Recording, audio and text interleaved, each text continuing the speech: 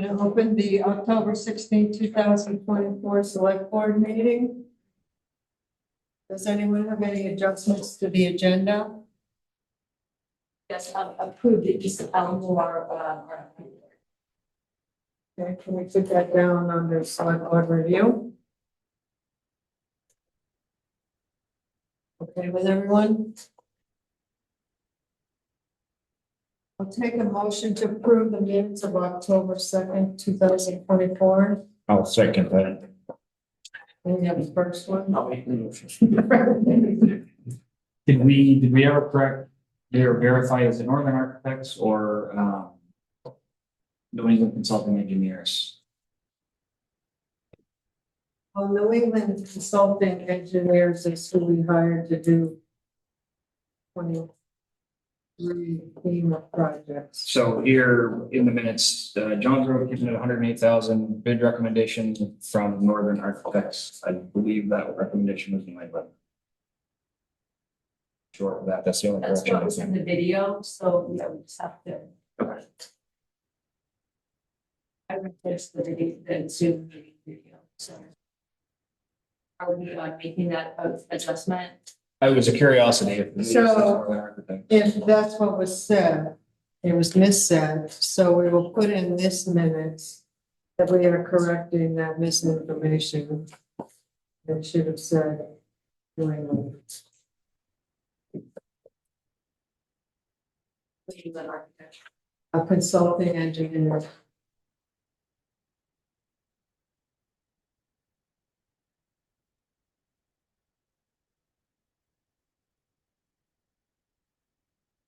Any other discussion, corrections, additions, deletions? So, You all set with the minutes? All those in favor? Aye. Opposed, so carried. Comments from the community?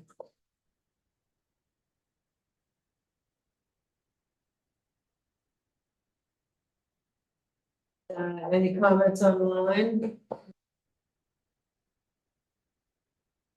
Hearing none, we'll move on to correspondence. I'll pass around the September monthly report for the Warren County Sheriff's Department. In review. We received the Vermont Leagues of Cities and Towns Vermont Municipal Compensation and Benefit Report. It's pretty thick, but it's a wealth of information if you're looking at salaries in different towns and so forth. I'll leave it in the town, well, I'll leave it with Michelle. If anyone has a need to review it, they can go in. We've also received the Lamar Regional Solid Waste Management District's fiscal year 2024 annual report.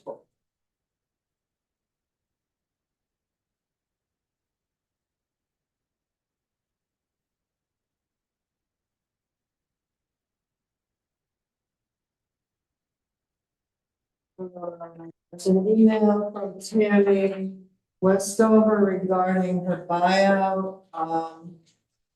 She's getting frustrated with the length of time it's taken. I've emailed her a number of times, and I think we're almost ready for that buyout to be closed, so that's resolved.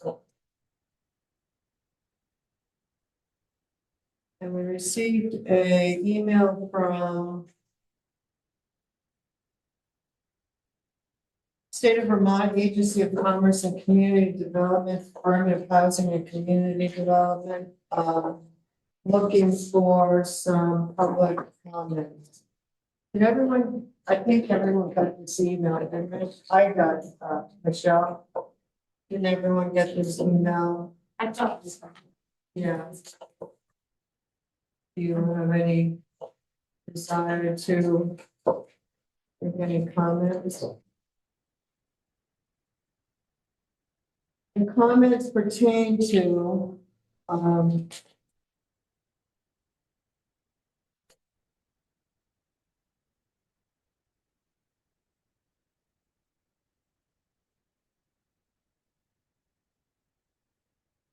an action plan for funds to allow Vermonters to access the funds. The creation of transitional housing for Vermonters suffering from SUD and safely house them up to 2 years. SUD must be substance use disorders.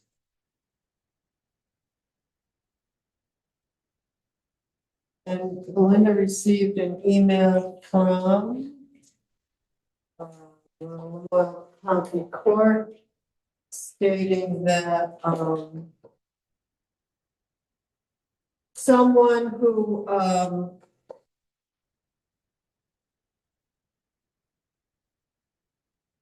anyway, someone who had been taking money from our transfer station pleaded guilty to petty larceny and sentenced to 1 to 5 years with a 2-year term of probation. And she will be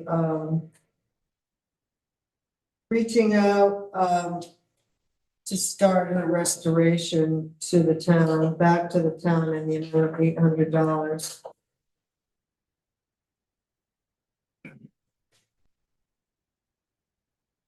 So, And the question on the Westover buyout, do you have a date for the closure?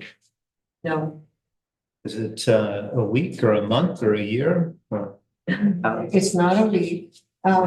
So today I've been emailing back and forth with emergency management. I have to wait for the state to send me a grant agreement for the amount of money for a particular buyout. And once I sign that and send it back, then that's 45 days.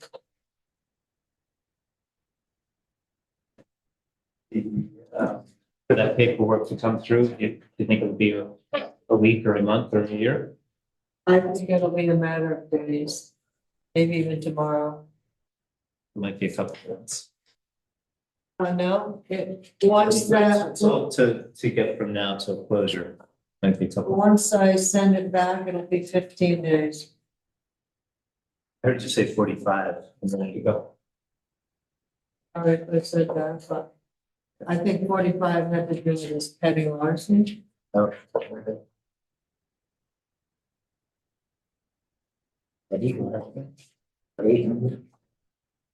That's what they're calling it. Now it's 5,500. Really? Yeah. So I'm hoping that it will be by, the second week in November. Because I have to have these properties cleaned up by the end of the year.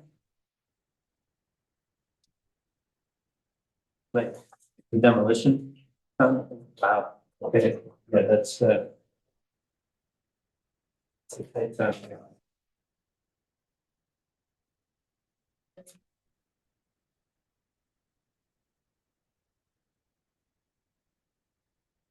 Okay. Move on to the Gulf Road Bridge. Maria's there. Monica?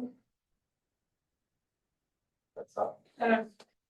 Maybe you could introduce them to the board. Sure. I'm Megan Royer, with the Lamar County Planning Commission. And, we have Rush up here today and Monica Quinn, who are part of the engineering team.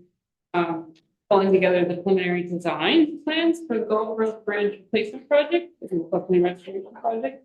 And I just wanted to note that the preliminary design of this project is being funded by the Clean Water Service Provider of the Lamoille Basin. And we just worked with the town of Walcott to submit a HGP pre-application and a waiting response to see if we're invited for a full HGP application. That's a hazard mitigation plan. And that would be to hopefully fund future phases like final design implementation of the project. But these guys are here to basically show you options of a 10% design for this project and kind of run through all the work that they've done to date. Ready.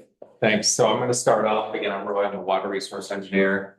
Been working with the town on a variety of projects around Wild Bridge, try to do some flood mitigation work.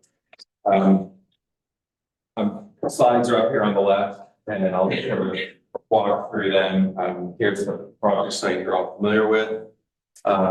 This is a view of the bridge, looking from upstream, looking downstream at the bridge, north side of it.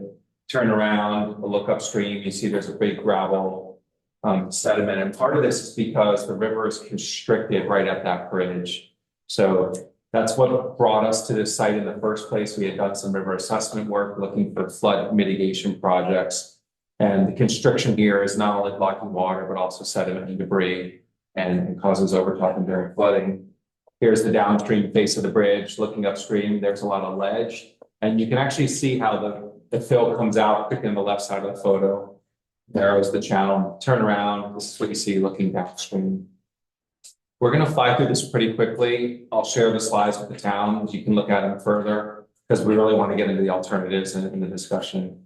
I just want to make sure everybody's on the same page. There's been a bunch of damages at the bridge. This is a 95 photo shared with us by someone in town. You can see the Gulf Road overtopping and the bridge sustained some damages. There's been several damage events at the bridge. The bridge is actually in fairly decent shape. It does have a couple key issues. One is there's a big scour hole under the abutment. There was some loss of material on this river left abutment. And so I wouldn't say the bridge is falling apart, but it's starting to show signs of deterioration. So the timing is right to start thinking about what to do with the bridge. We did some survey. This is just a quick overview of the survey points we collected along the channel. And we did a hydraulic analysis. And this is a model showing the flood levels at the bridge, the current bridge. And this is as if you took a cut across the river, you're looking downstream. And it's a little hard to see, but you're looking at the simulated July 23 flood that overtopped the road. And then those are successive smaller floods. And right now, one sec. It's still there, okay. Lost my screen. One second. Okay, great. So you're also looking at the 500-year flood next. Yeah. 500-year flood, 100-year flood. So the bridge does have some capacity. What this does not show is the debris that comes down the river along with the sediment that we know is an issue at the bridge. I just want to be clear on that. The rule of thumb is you want 20% vertical extra space for trees and debris to pass through the structure. And we're a little low on that right now. Let me just go to the next slide here. Now we're looking up and down the river. This is a horizontal slice through the Wild Branch.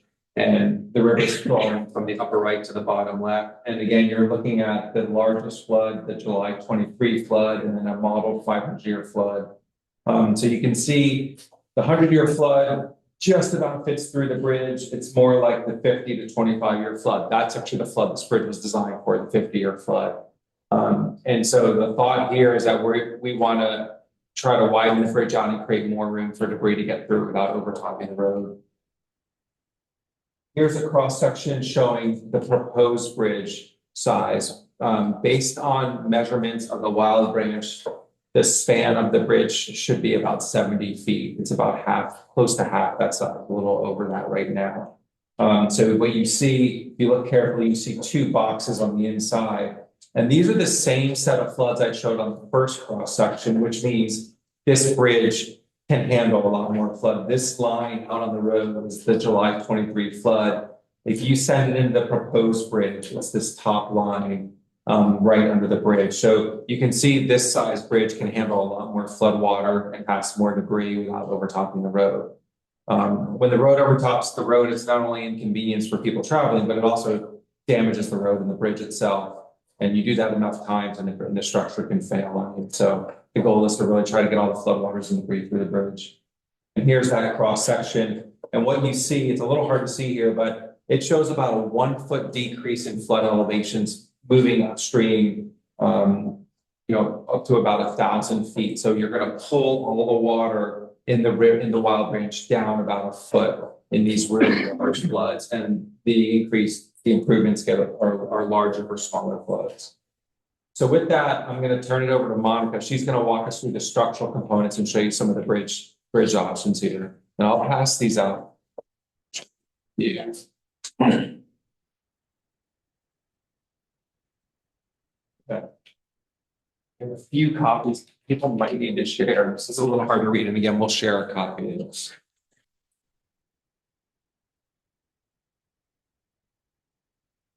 Look.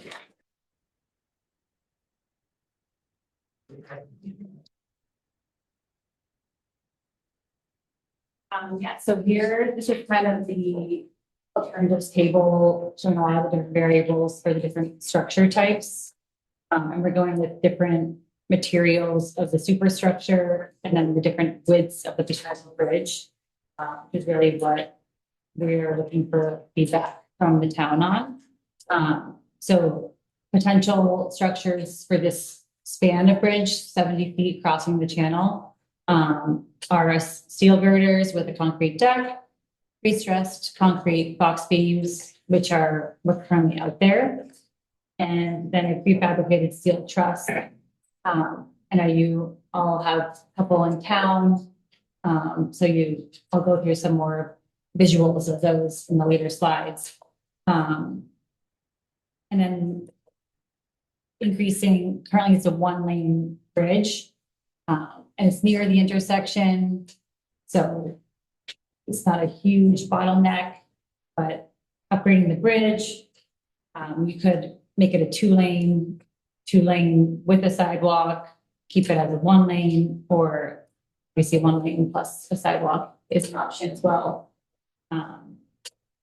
And then there's the different objectives that we list, and basically, and the estimated costs, and this is somewhere in between 10% and 30% design. So those numbers are not set in stone. It's just kind of a comparative cost analysis.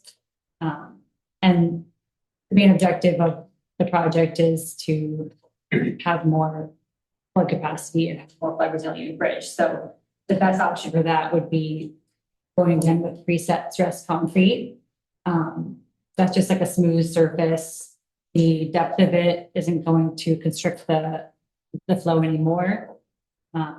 We did consider a truss, which I know we spoke about in the previous meeting.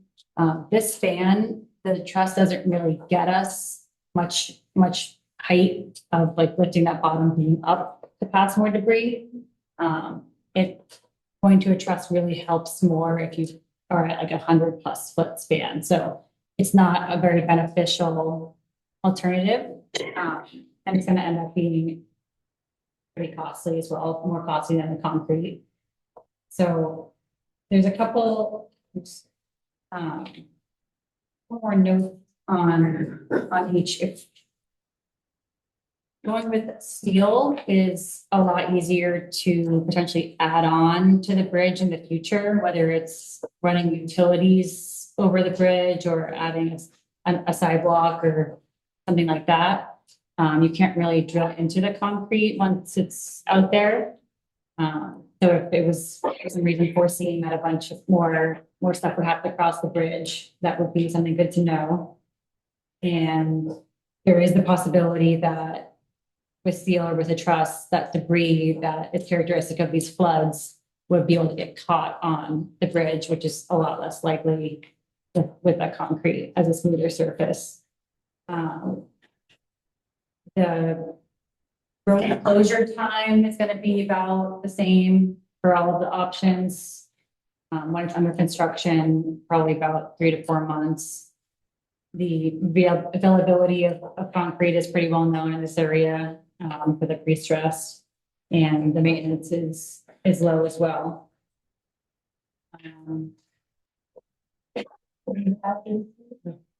Good examples of what's. Yes. So what's there now, you would consider concrete, just concrete with guardrails?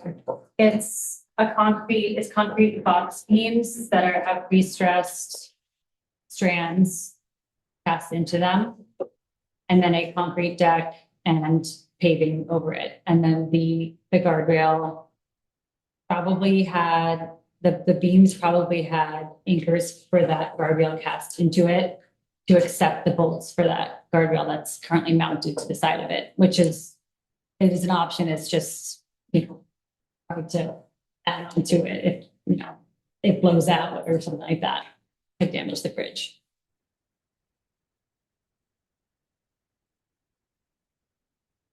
So this is a bridge of very similar span, Plainfield, fairly modern. It would probably be pretty similar to what it would look like at Gulf Road. And this is just another example of the steel girder. This railing that you see is pedestrian friendly, as well as vehicular rated. So it kind of blends in most circumstances. That's what it looks like from the top. As you can see, this is like a much more urban area, and this is what's probably more standard for having the sidewalk, a curb, and a roadway. It's not Gulf Road. This is the existing, so you can kind of see the defined four beams that are the construction of this bridge. They're not in awful shape, but like I said, there's some damage to the guardrail area and kind of the overall fit of the bridge. And this is a 70-foot span, same construction, the concrete beams, so they're hollow inside, which lightens the weight of it. And yeah, this one is spanning the same distance. The one on the, yeah, again, it's the same guardrail with that works for the pedestrians and vehicles. And then a couple visuals of a steel truss bridge, much bigger spans where this gets utilized. And we started pulling together some plans just to get a sense of what the construction has to be for going with the different widths and the different construction types. So on the left is kind of what a cross section of the bridge would look like with the steel girders. And on the right is with the box beams and with and without a sidewalk. And this would be two-lane with a sidewalk, but it can be easily amended to go without it. They all have a cast in place deck on top.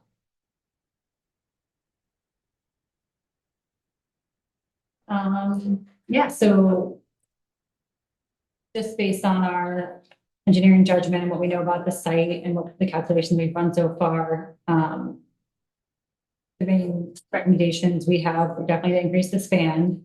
That matches the channel 1.2 times what the channel full width is. Then the bridge abutments are very exposed to the river with them not being skewed to the river. So to skew that would align more with the round branch and reduce the scour potential and protect the abutments from getting undermined or getting those scour holes that we see in existing. We did already do some borings out there, and we found definitely very solid bedrock on one side and bedrock a little bit lower on the other side, to the point where that could be more of a spread footing in terms of what this bridge is sitting on. So either way, it's going to be concrete. And then the superstructure is those alternatives that we just ran through with the steel, concrete box beams, and metal truss. And we definitely would recommend to get a standard guardrail on there, and there's metal or wood options. You know, we go on that slightly as well. And given the amount of bicyclists using this route to connect trails and other gravel roads, as well as the local pedestrian traffic, it would be good to have something that was friendly to both that and the gravel trucks and the local traffic as well.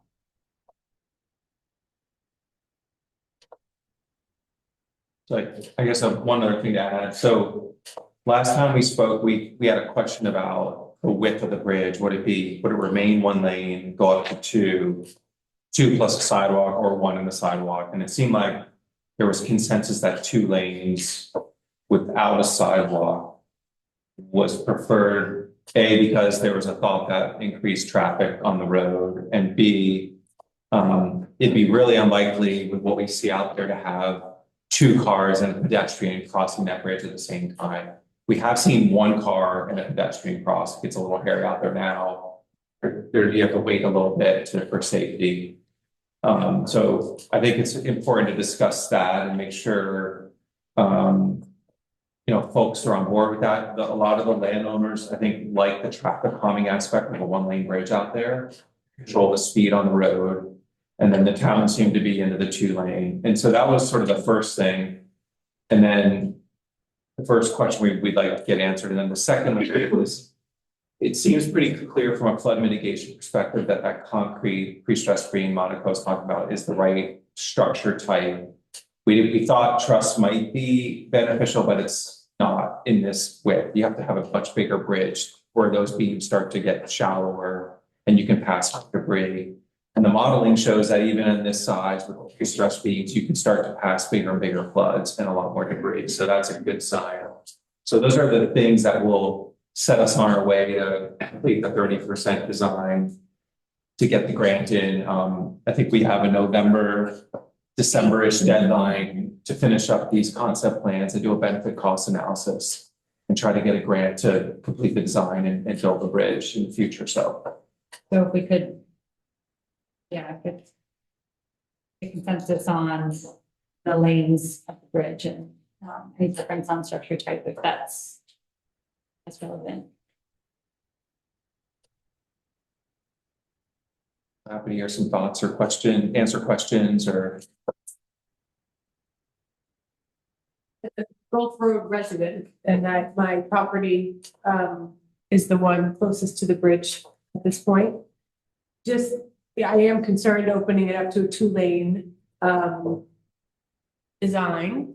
Traffic is extremely fast and extremely dangerous on that road already as a 1-lane. There are cars that fly down that road. And then I do think coming off of North Wolcott Road turning, it's a high traffic and a high dangerous speed area. And so I am concerned with that being now 2 lanes, if there's no slowing down or stopping or controlling that speed as it is. There's been adjustments to the speed and all sorts of pieces that are happening on that road. And I just think that opens it up to being very dangerous. There are a lot of people that do walk that early morning, late afternoon that we see that are elderly, that they use that route, I think, versus North Wolcott Road. I think it is something to be aware of. I'm not sure of the need for 2 lanes in that setting, other than I get it's a crossover, but the road itself is pretty narrow all the way down. Yeah, we were out to the site a couple of times. We saw that there was, pedestrian traffic, and walking and things going and stuff like that. I think the question is if you upgrade the bridge, is that the right time to go 2 lanes? Because it's hopefully going to last 100 years. And there are other methods for traffic calming. There are other things that we could do. I mean, I don't know what the distance is. You're 500 feet from the intersection? Sounds about right. Roughly.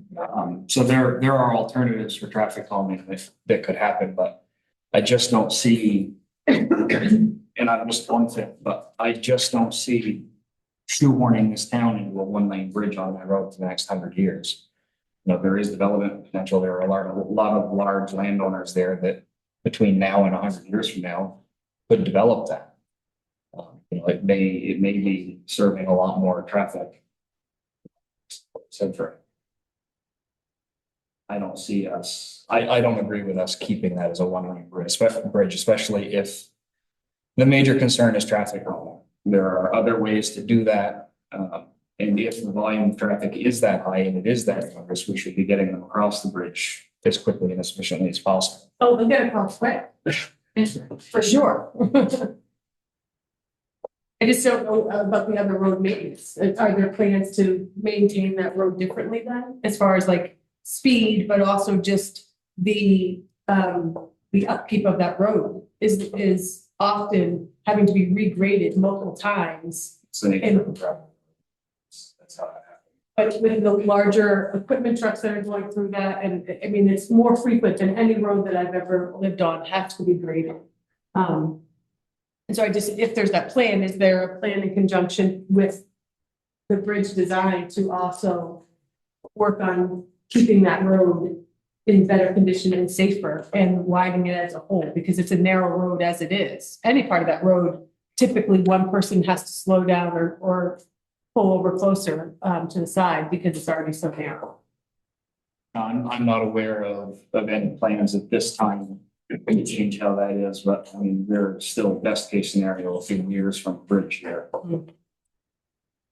The road kind of reminds me of all how narrow the road is going up the road to the reservoir back there to Kite Park. It's just as narrow as that. And see, I Sure, you just, go just as fast on that road, I'm sure, going 60 down those blind corners and and see, like I said, There, I too. disagree with it. That road was built to class 3 standards. We just had it redone when the 24-foot came through. You know, the lane widths are correct, the line of sights are correct, the speed study indicates that people are driving underneath the 85th percentile. They're 7 miles into the 85th percentile with 7 miles an hour over the limit. There isn't crash data on that road. There's no history of that road being as dangerous as far as vehicular or pedestrian. The data just isn't there. As far as being graded, it's a road that the town dump is on. It sees a lot of traffic Saturdays and Sundays, and being a high volume, high traffic road, the highway department does grade it fairly often. Pond Road gets it almost every time Gulf Road does. You know, it gets it more than some of these lower, like Sand Hill where I live. You know, I see a grader 3 times a summer. But nobody goes up that road. There's 30 or 40 houses and nobody's there. So, you know.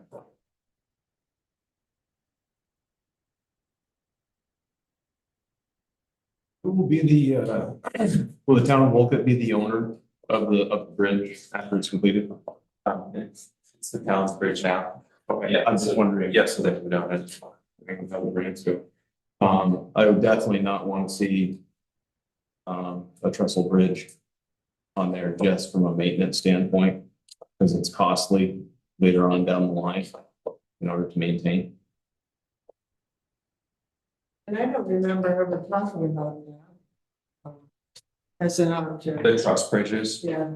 Yeah, this has come up in a lot of communities and we wanted to just evaluate it here because what happened, sort of in the last generation of bridges, a lot of wider bridges went from truss to single beam and the bridges lowered and created unknowingly, and now we're seeing a lot more flooding and high flows, and it created flood issues that are now coming bare. So we wanted to make sure Gulf Road wasn't one of those bridges that fell into that category, and like maybe it was I can't remember the previous bridge. But we just wanted to make sure that we couldn't really increase the opening by using truss bridge, but that was really why we did that, but we kind of found it wasn't the case, so it's sort of not gonna happen. We don't even recommend that.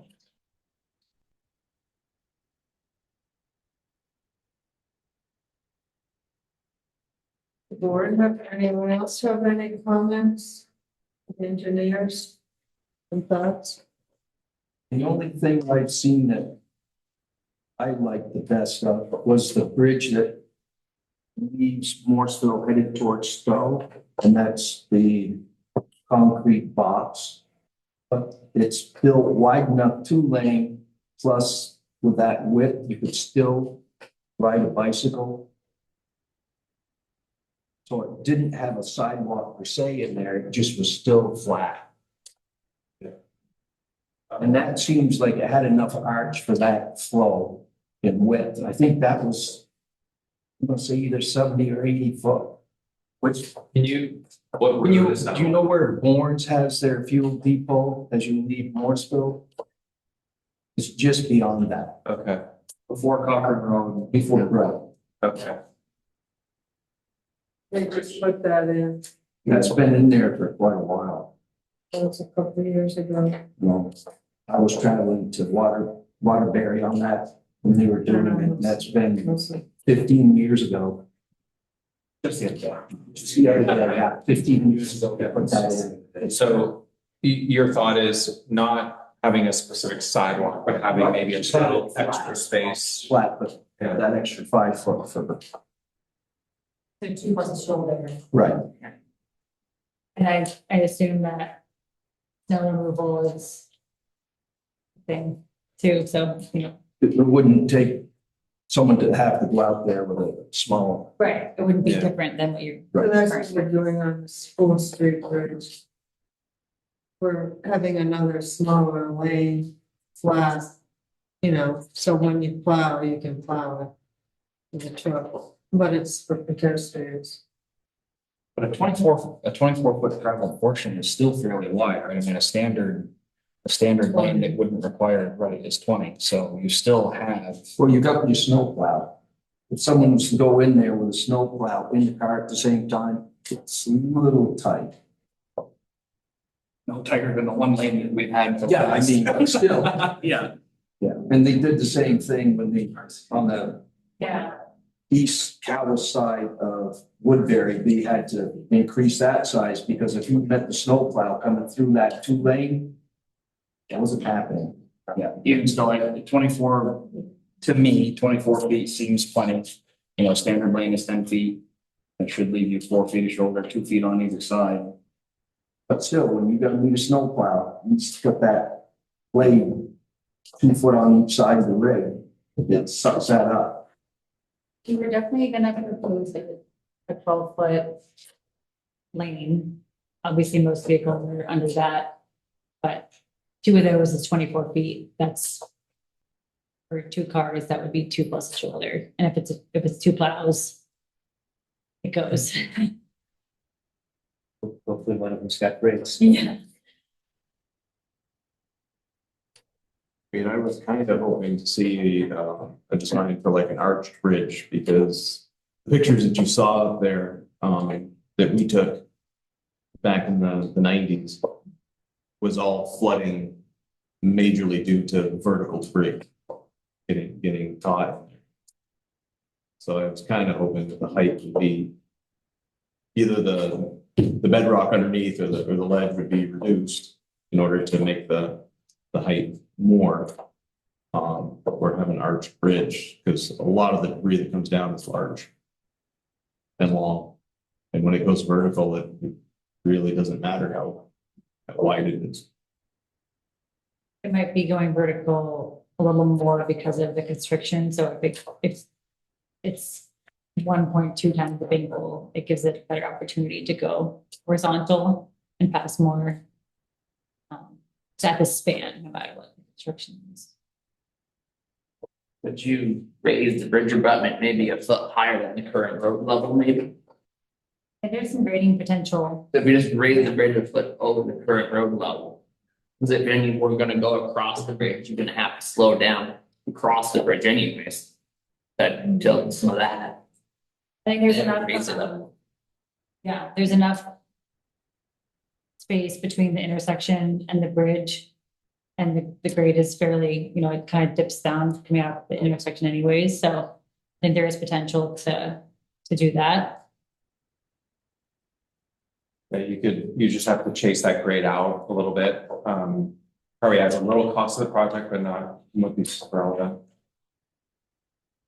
Yeah, it's a good idea. And I think with an arch structure in a 70-foot span, you're not gonna you might get a little bit, you know, and like a bigger arching structure, you can really get a lot more clearance.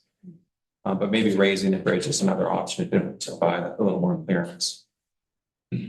That's something we'll go back and evaluate if we all agree that maybe the box beams are the way to go, we can sort of vertically move them up and see how much extra flood capacity and debris capacity we get for some of these larger floods that we're seeing. And they, at 70 feet, the steel and the concrete will have like some camber. It's not like an arch, where the getting onto the bridge is way lower than getting to the middle of the bridge, but there is that camber built in. If we did raise the roadway, I would like to see us stay inside of our current right of way with our shoulders. I don't know what the allowable slopes are. I certainly wouldn't want to have to chase the, as you were saying, chase the grade out on somebody else's land. It's not, what I recall, they're not very steep side slopes right now. There's probably a little bit of room to do that.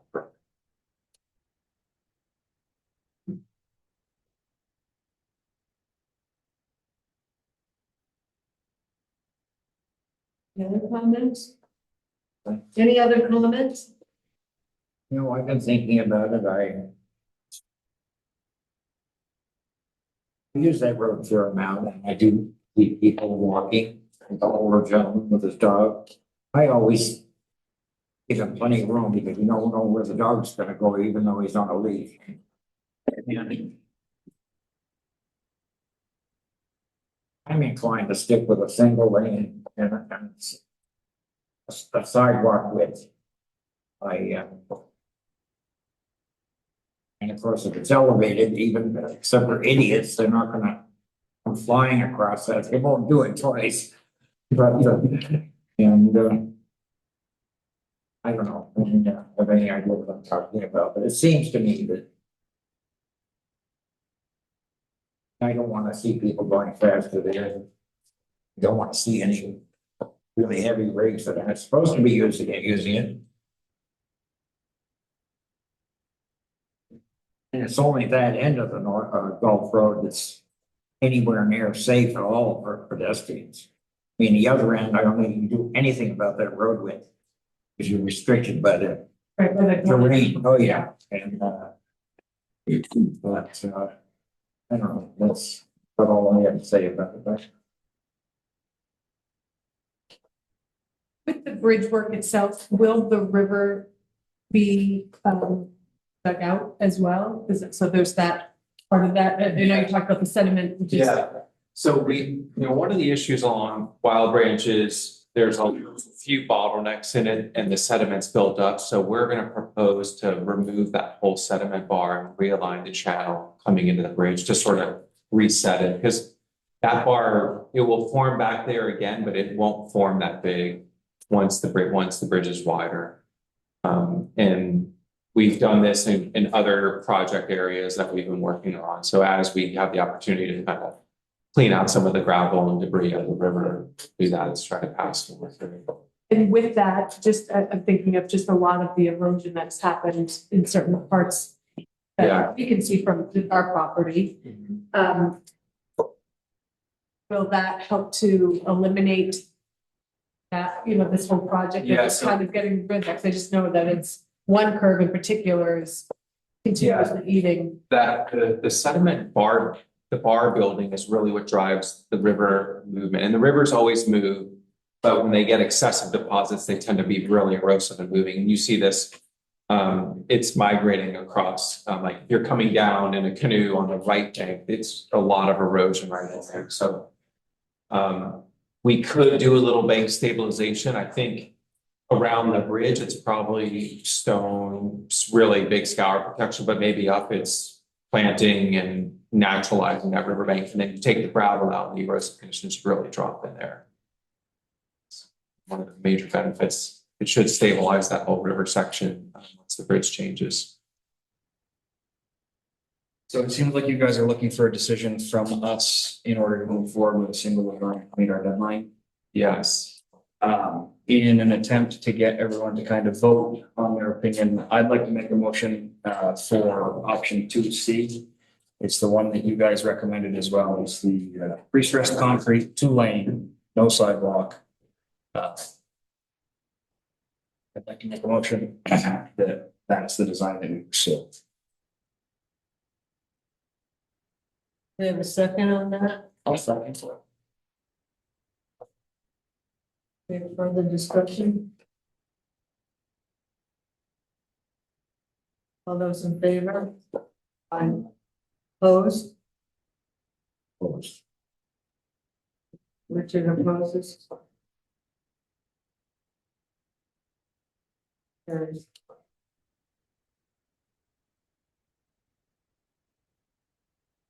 So we have our marching orders.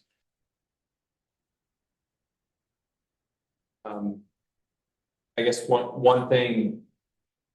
Maybe just to add to this, like, so we're gonna wrap this project up at preliminary design. Yeah. I mean, if the town, think, you know, if there's other discussion you all wanna have, the design could change, move in the future. Just because there's a couple different opinions around, so just throw that out there, we'll run with this. And then you could scale it back a little bit in width, it would drop the cost a little bit of the bridge, and then you all, you know, or you can run with this in the future, so. Just because we're early in the design phase, that's why I say that. Yeah, that's actually a great point. I hadn't thought of, but you're right, your estimated cost on a one lane with a pedestrian shoulder is 200,000 less. That's a great point. So if we go with the expensive one for now, I think we change. Now, will this be elevated, so it's really noticeable? People really have to slow down going either way for the bridge. Well, I'm not, we'll, based on this conversation, we'll go back and talk with a traffic engineer, because you don't want to elevate it so much where like people are climbing, like, you know, and No. you know, there's a few of those around, try to avoid that, but we can elevate. I mean, maybe we'll talk a little about some of the traffic calming options that we could employ around the bridge. Whatever width it ultimately it lands at, that, you know, we'll maybe think of a little bit about those on the approaches to the structure.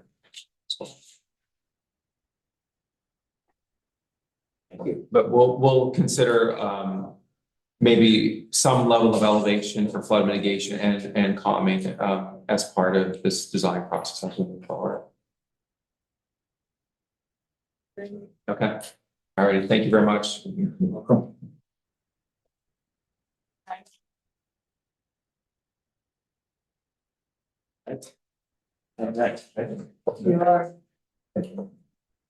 You are.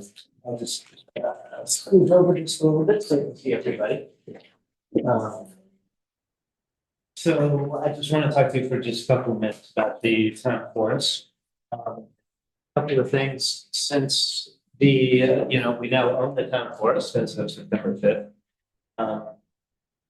That triggers a change in the structure of the Forest Stewardship Committee based on the stewardship plan we approved last fall.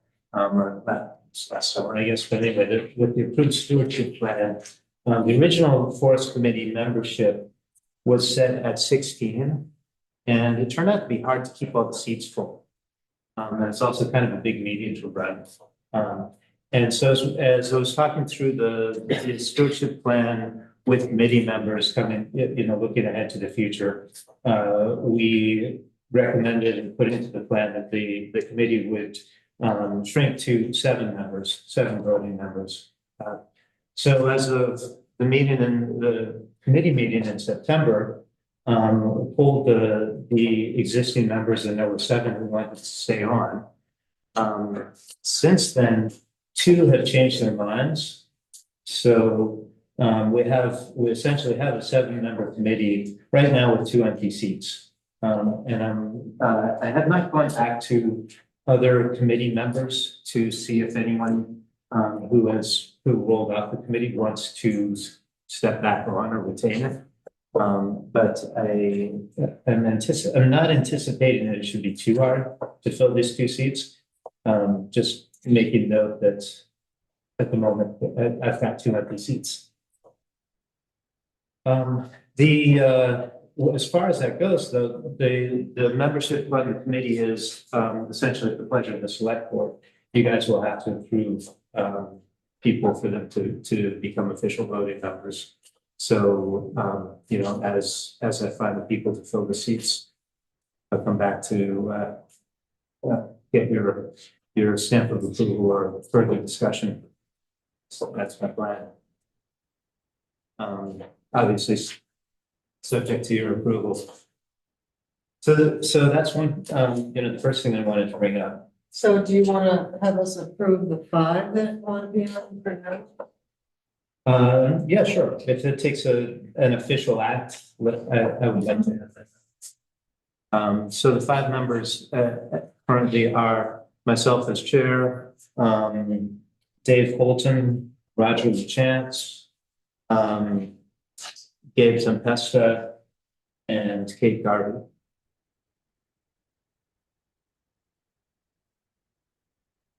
And it was Kelly Lively and Bill Gilson who had the other 2 seats, and they both decided to step down. Make the motion to approve 5 as they are current. Second. Any further discussion? All those in favor? Aye. Opposed? So carried. So you have 5 members today. And 2 empty seats. Yeah. Should they, you know, there's many reasons for us to keep talking. Yeah. So, so the second thing that I wanted to talk about is, again, kind of under the topic of stewardship, your forest stewardship governance. The nature of the conservation easements on the property, basically for us to do anything more, you know, to put a shovel in the ground, to do much more than going out there with flippers. We should get permission or should have a communication cycle with the conservation easement holders, especially with Northern Rivers Land Trust. There's some things that I want to do that I'll come to, but the process would, should be that if we want to even have a handbook trail that, anything more than just brushing some leaves aside for a hiking trail, that technically is questionable whether it's construction or not, but, in the interest of maintaining good relationships. The right approach is to have a plan, essentially have it approved by the select board as ultimately being the decision-making body, and then go to the easement holders and get their stamp of approval or let them have their comments. So, that being the case, I expect to have, I think that within the forest committee, we'll come up with plans. We'll try to get them, probably not with fancy PowerPoints and, option charts and stuff like the professionals, but we'll try to come to you with some plans and say, look, this is what we want to do. This is what we want to take to the easement holders, yay or nay, and then we can go to them officially. Just as a general way of working. Underneath that, I'd like to think that we can probably come up with a general plan that maybe has some options and some flexibility within it, so that we don't have to be talking about forest plans every single select board meeting. But again, my point in bringing that up right now is kind of put it on the table for discussion and let you guys know that that's kind of where we're thinking about with it. As a general governance. So then and if that's all fine, then the third topic area is the specific things that we want to get to that I see as priorities. Sort of what's currently happening and the next phase. So you're probably aware we're in, I'll call it trail building phase 1, where Synchrony is at work. Has been at work for a couple of weeks, starting the trails according to the plan that has been laid out and been in place for a while. Dave and I took a walk up there last week, I think a Friday afternoon, I'm actually favorably impressed. I like what I see with what they're doing with the layout and general work. There's a lot left to do. You guys probably saw in Front Porch Forum, Roger made a post today looking for volunteers for this weekend and probably for next weekend as well. Hopeful to that come summertime next year, there'll be places, finished trails up there. At the start of the summer, at least, one trail that should be finished starting from the school. And as you know, the terms of the grant are that they have to get it done, I think, by September 1st. So we should have the trails done. So that's phase one. I wanted to start planning for what I'll call a phase two, which would be a focus on the Bourne parcel and called, the north end of the Bourne parcel, essentially the hill here behind the town office and wrapping around behind the village. Couple of things that I see as priorities there. One is there's logging roads that are not in great shape. And some of it would be erosion control. Some of it would be just maybe shaping the logging roads so that they can stand up for pedestrian and bicycle usage. Kind of on the existing logging roads. Another element of it would be planning some hiking trails, which my vision for it is that they would be community volunteer built rather than professionally built. That said, I think we have to go through a planning process for it because with the conservation easements, there's restrictions around exactly how close you can get to streams and exactly where the wetlands are, and there's identified rare species and things like that. So we probably, we can't just tell somebody go make a trail that gets to the pond. We have to look at what the routing is going to be before we can say build the trail. So there's going to have to be something of a planning process around that. At one level, I guess I feel constrained by it, but I think it's the right thing to do. So, I want to have a plan for hiking trails in there, which may be professional built or may be volunteer community built. So that's part of the phase two. Another thing, so erosion and trail building. Two other things that actually a point C on the trail building. I have to connect with Sinuosity because I've seen different versions of their plans, their phase one plans, and I'm not sure whether their current work includes taking care of the right of way that goes across the Westover property and onto the Bourne parcel. There's a beautiful, the right of way is easy walking right now. It's easy access. It's a nice walk and it goes to a nice destination. There's a little promontory kind of at the end of, where the right of way goes and further onto the Bourne property, but the road is very clear and there's a nice knoll. And I'd like to see a kiosk and some benches and stuff up there because it's just a nice destination. And if Sinuosity actually does have it in their phase one plans, that's great. If not, then I want to make it a priority for our phase two plans, the trail building. So that's coming. The two other things then that I want to see happening sooner rather than later, two other priorities, of course, are going to be there's a white pine plantation that Leon Whitcomb planted. I don't know how, maybe 15 or 20 years ago. It needs to be thinned out. The trees are too close. They're getting diseased. They're not doing real well. That's a forest management activity that I've talked to Emily Potter, the forester, about it. She agrees we should do something. So I'm going to figure out the right thing to do. Probably just gurgling some trees so that they die and the forest gets thinned there. But further discussion. So I'll be bringing that forward. That's one of the priorities. And the other thing is a priority would be erosion remediation on the Gates Farm Road. and looking into what, how urgent it really urgently needs to be done and what it will take to do that. So those are the things that will be coming up. Work with the committee to pull together more of a plan around that and be bringing that plan to you guys for some activity. So basically, I wanted to come and give you a readout on all of that stuff and just highlight the fact that hopefully there's going to be more activity, more things to do, and we should be working together more often. There were a lot more erosion up on Gates Farm. I was up there maybe 10 years ago, a while.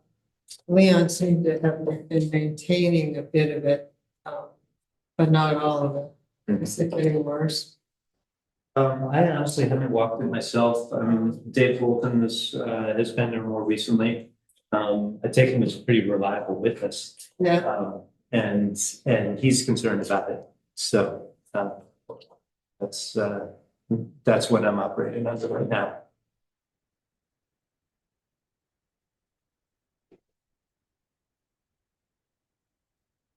Yeah, it needs new water bars put back in. They're pretty much washed out. I can't believe we maintained that road,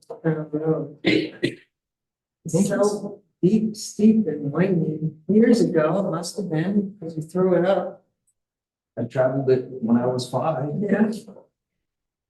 So 60 years ago, it was still in use. So, at that point, I don't want to take up all the time, but I have been looking at other trail networks in the area and reaching out to people that have been involved in building them. Interestingly enough, what's currently my favorite trail for biking is down in Maple Corners. And the guy who's the #1 trail builder down there actually spent a lot of his childhood up on Brown Hill. His grandparents had a farm up there. He's excited to come up and look around in the barn parcel and see about building trails. And we have to get the plan together, get the easement holders to approve. But that's an exciting prospect in my mind. The other thing is, I think that there might be some interest in backcountry skiing. And people being interested in clearing paths to be able to ski, to be able to hike up the right of way and snowshoe or skin up further up to the top of the hill. There's some really good pitch on that hillside that comes down to the river. And if we get snow, it would be good fun. So that's something that I can see happening. I don't know that that doesn't seem like development. So I don't see that as a priority that we need to address. I can see this being a likely recreation topic coming up. And sorry to keep going on, but the one other thing is also that as I look at the West River parcel and how that sits right between the forest and the rail trail, to me that also says recreation opportunities.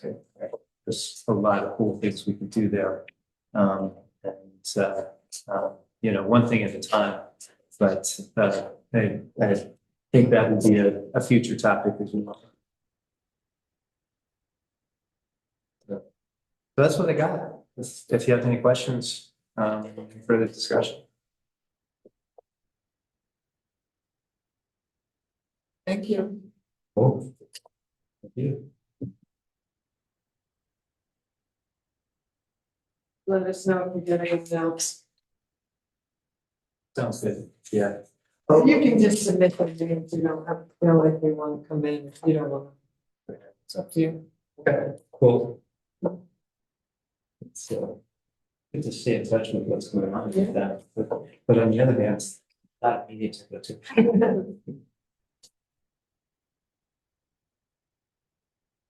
Okay, we will move on to our budget hearings. Health and fire. You It's one that has in there.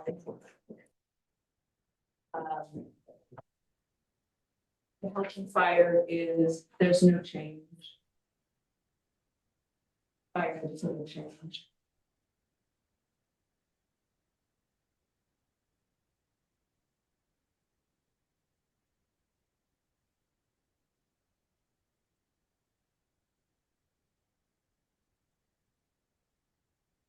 Are you gonna present the animal control budget?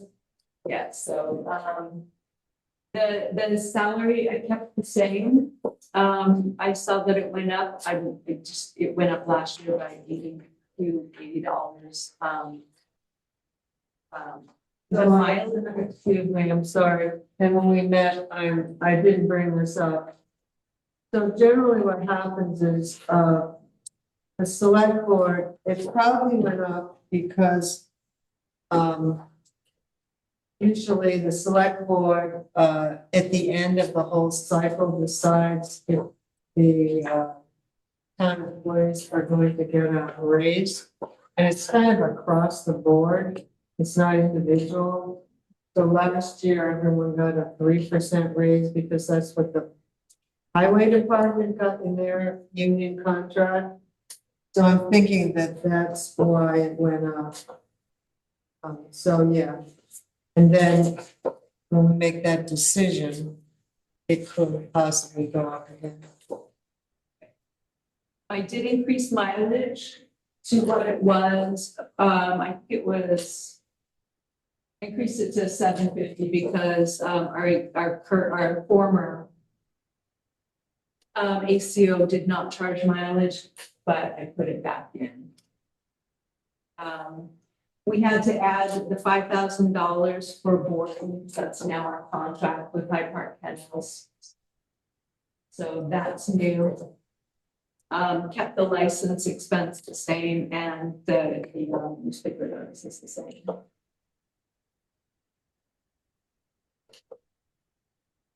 Do you recall, so we pay that as the ability to use the kennels to board, but don't we have to pay? The boarding fee, but we charge that we tend to recoup. So I think we charge they charge us $25 a day in addition. And that we charge or 30 and we pass that on. We need to change the ordinance so that it increases that amount that we charge the public per day. We should probably we should probably add something for dogs who our owners don't pick them up. You have to keep them for 10 days.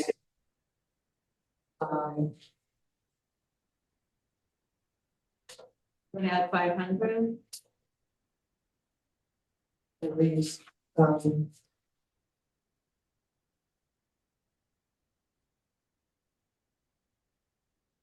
That's for we didn't have any boarding fees for that's right, because they went to.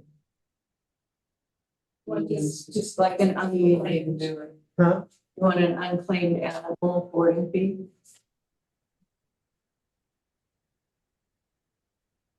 So if it's $30 a day for 10 days. It's $300. We have. You just want to do 300. 5 dogs, I don't know. I think you should put a star in there, we should investigate, I just wanted to bring it up. Not that I want to pay it, but.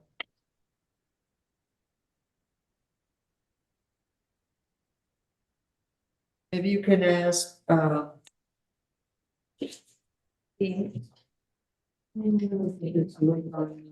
budget to see what it looks like we've done in the past. You can look on there and I'll kind of give you an idea. No, we didn't because Dean didn't charge. I guess we'll just have to wing it. I think there's already one of those from prior case this year already, so.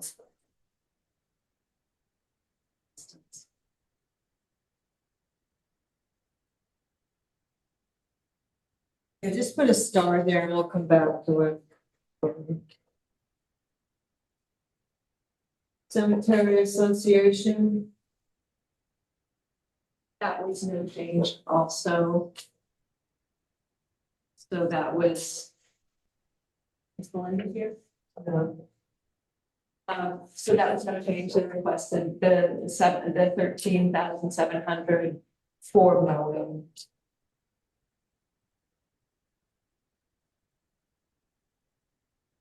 I forgot to ask, does anyone else have any questions on the animal budget?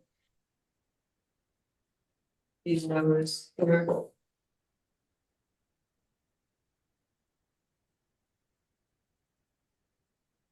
The athletic association.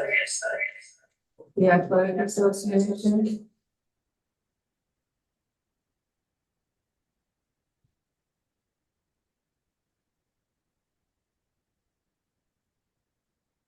No one's contacted the athletic association. I sent it out, the rec asked to be, the rec association, the rec committee asked to be placed for next week. I did not hear from the athletic. Right, I will text them.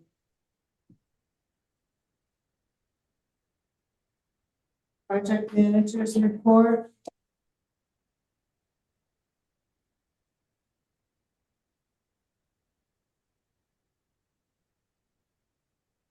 That was the project manager's report, correct?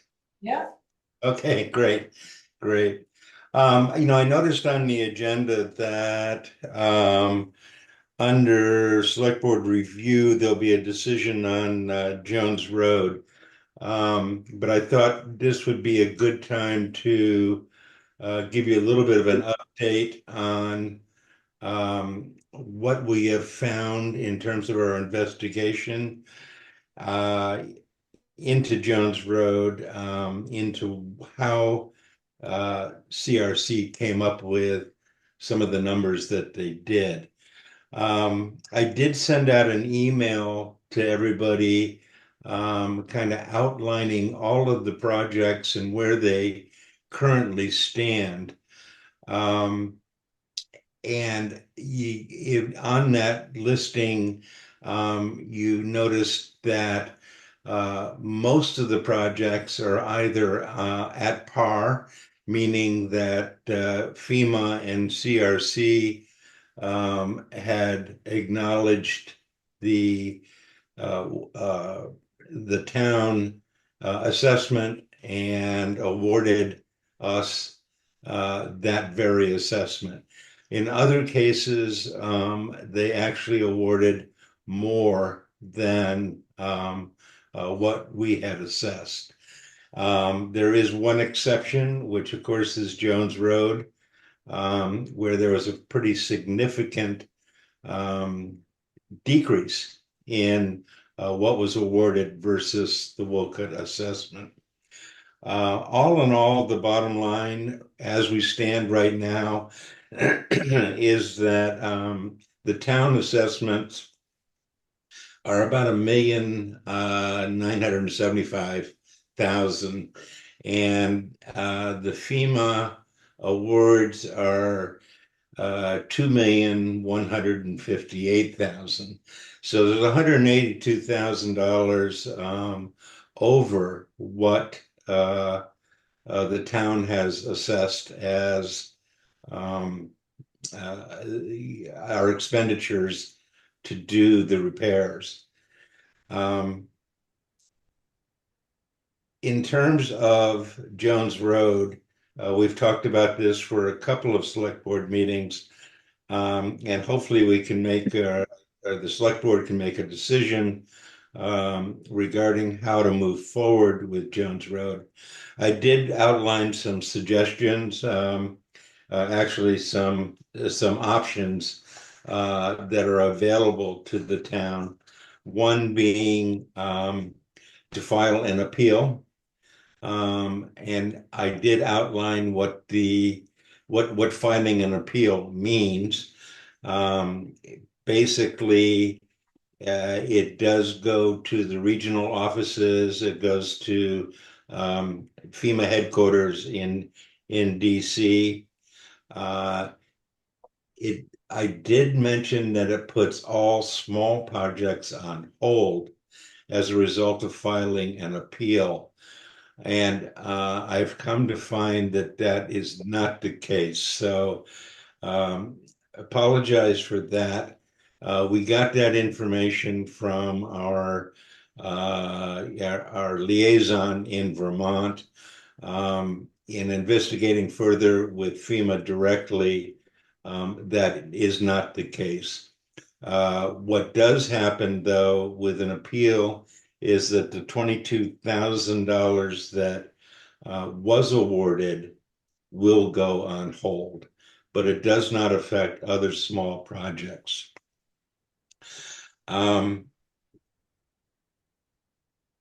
So the second option that has been suggested to me by FEMA, as I wanted to go down a route where we could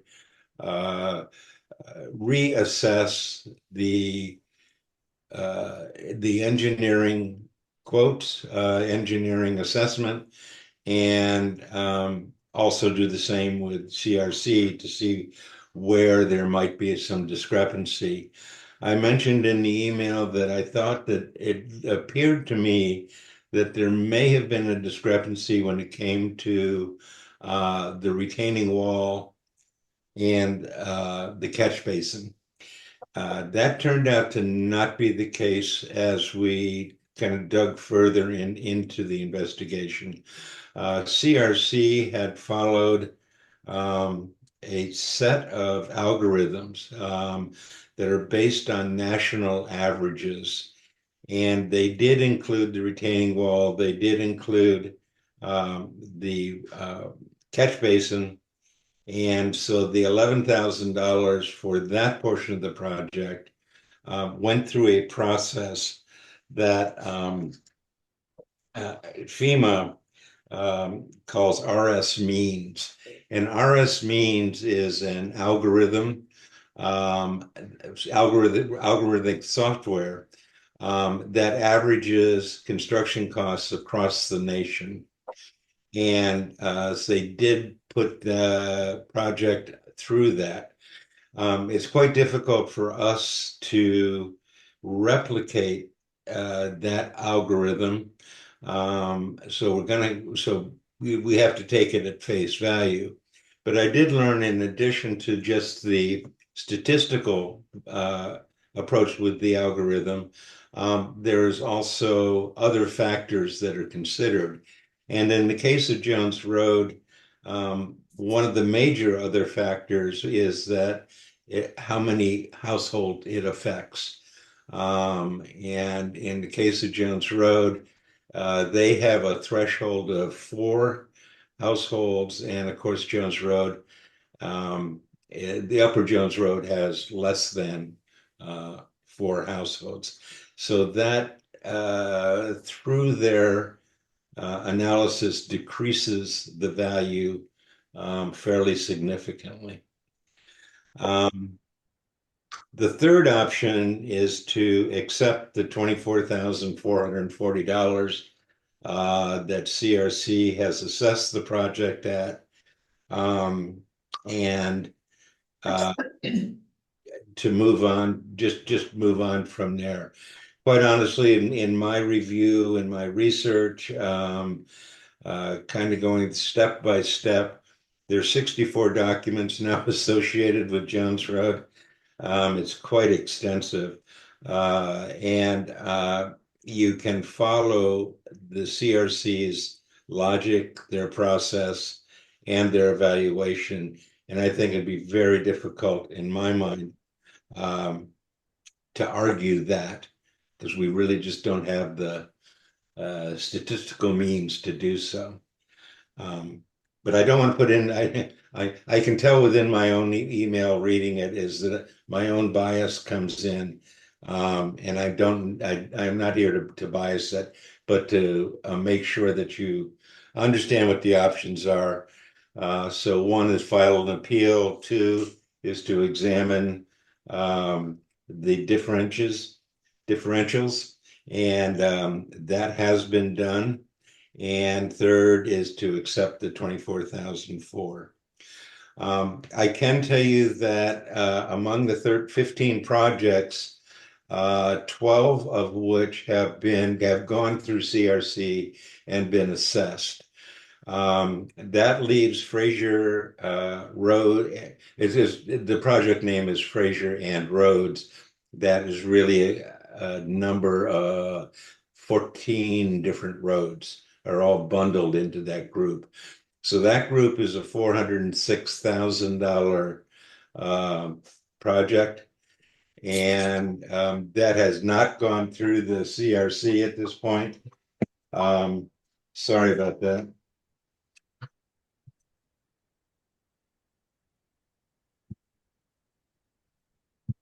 Spam.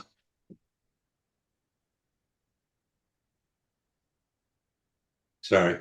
This guy Spam keeps calling me and I don't know.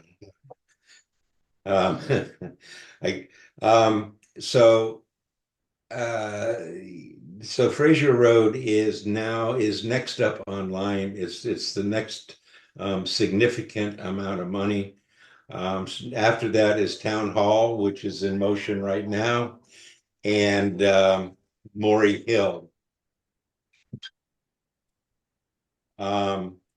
And at that point, we will have all 15 projects through CRC, and we'll know at the exact value of awards there.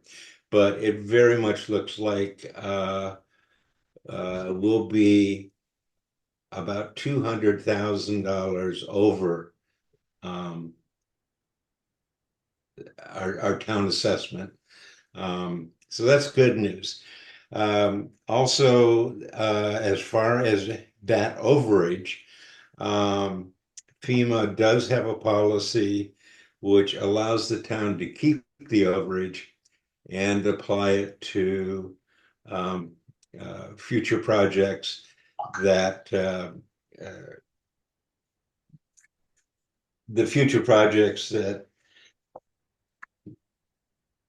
will get, I'm sorry, retain options to mitigate future flooding and disasters in certain areas. So that's good news that money can be kept. Now, I don't know what the state does. So that is something yet to be determined, how states handle overages.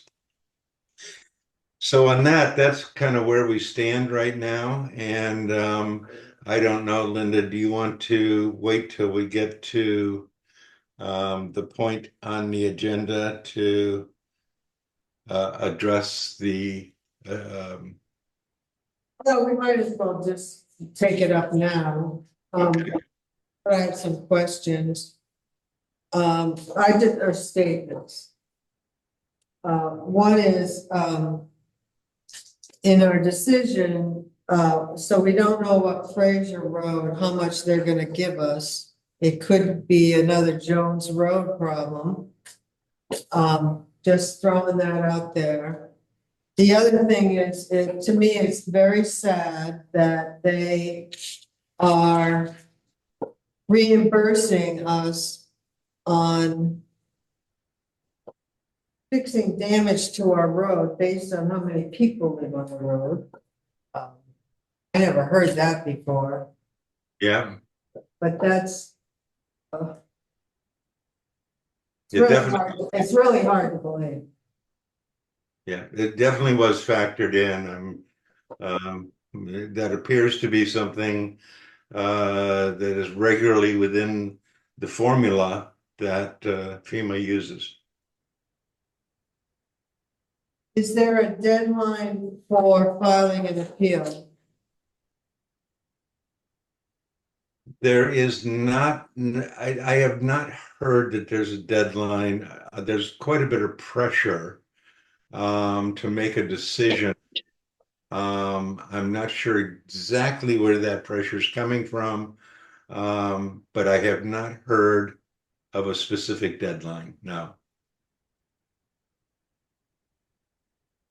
That amazes me too, seeing as it's taken him almost 2 years, it seems like, or a year and a half, to even figure out our projects, and now they're pressuring us.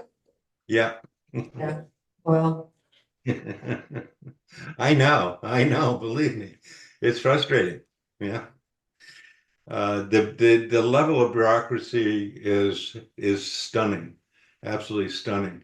If anybody's interested, I can send you all of the documents that FEMA generated on Jones Road. And it's stunning. And it's a relatively simple, small thing. I just can't, I don't know how that organization handles, major disasters like North Carolina and Florida. Wolcott had did have a very severe disaster, but absolutely nothing compared to the scope of what happens elsewhere in the country.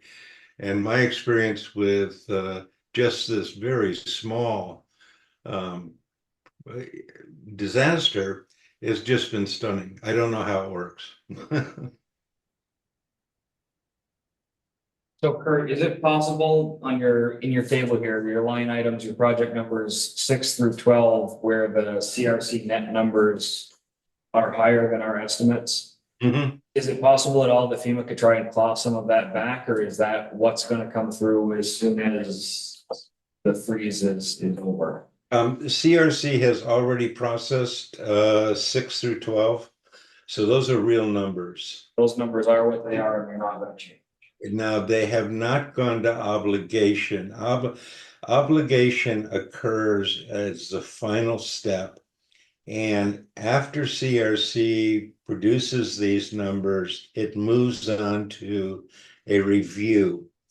And the review really seems to be nothing more than acknowledging that the project is ready to go to obligation, and it does.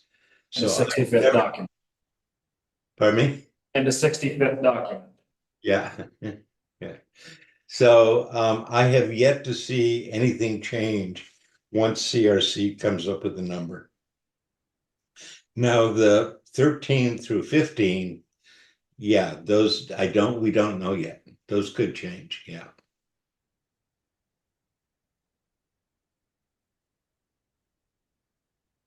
I wondered why you have Fraser and Rhodes, but then they have Mooring Hill, Town Hill, and East Hill, which are roads. Why are they divided up like that? Just quickly, yeah. Yeah, the reason that happened was we unfortunately had 5 different program managers over the course of this process. FEMA likes to group the roads. I thought it was great that they grouped the roads. It made everything easier. But we did have a program manager that grouped a set of roads and then left. And once he established that set of roads, it can't be changed. It went into the portal, and once a project is in the portal and identified, it's a one-way street, it won't change. So that's the reason why, is that 3 different PGMs grouped roads at different times. And again, it could not be undone.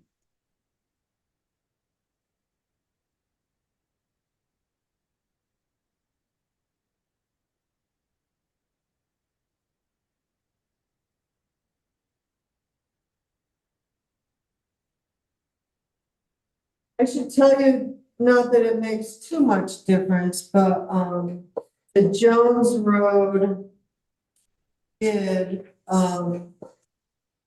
was 108,690, but due to the materials he ended up using, we're gonna pay him 104,213. Hmm. So you say it's a little 4,000 less. Not that it makes a ton of difference, but.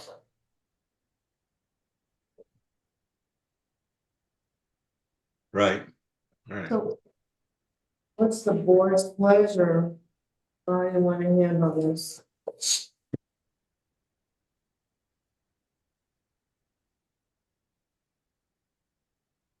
Can we delay this decision for another month? Let them come back and keep complaining until at least we find out what they're gonna do with the Fraser roads? Open. Mm. Yeah, you could.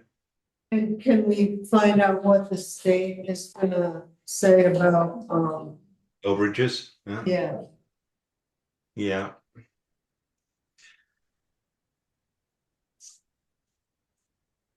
I Yes, mean, we, I asked them that question in the email today, what to do about small projects. And uh-huh. they said just have them inspected. I'm thinking that they're not gonna look for any, they were not looking for any invoices. You got the email, Yep, yeah, so it didn't sound like we had to send in any invoices for them to. But there is a thing on the form where it says how much money did we spend. yeah, I thought that email asked for us to report how much was actual spent, actual cost. Right. Yeah. Has to go on the form. Right. And so my assumption is they're asking that question because there, you know, maybe a spread between what was awarded and what the actual cost was. And the question in my mind is, what would they like to do with that spread? Do they want to And take it? does it go both ways? Yeah, You know, right. they take it away because we spent less and got more. Are they gonna do it the other way around, you know? Yeah, yeah. I don't know. So But I'm, they don't have the money. I mean, they were given the amount of money that was obligated to the state. right. So they would not have the money to pay us more on that project.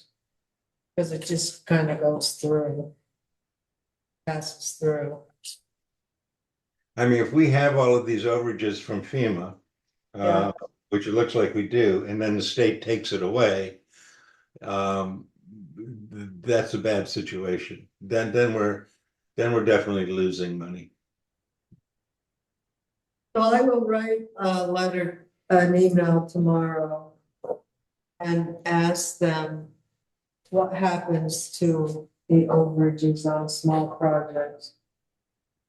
Great. And then we should have we should now have that together for the next board meeting. Okay. All right. Very good. Until we make this decision, we mentioned earlier about deadlines on this. I just recalled that until we make that decision, they're not going to move this project to obligation. That's okay, we don't want to. Because once it goes there, there's no changes. Right, once it goes there, Yeah, so we are not, that's fine. okay, very good. They will move the others. Yes, and that was my mistake. Yeah, or at least I learned differently. The others will move, yes. Yeah.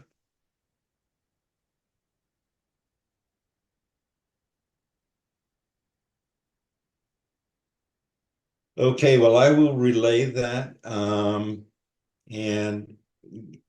hopefully we'll get good news from the state, you know. Okay, yeah, Okay, thank you. And we got, as you know, we got 75% of our 75% payment of downhill culvert today. 460,000. Yep. It's gotta help. It is amazing that this happened a year and a half ago. That's a long time. All right, well, thank you. Thank you.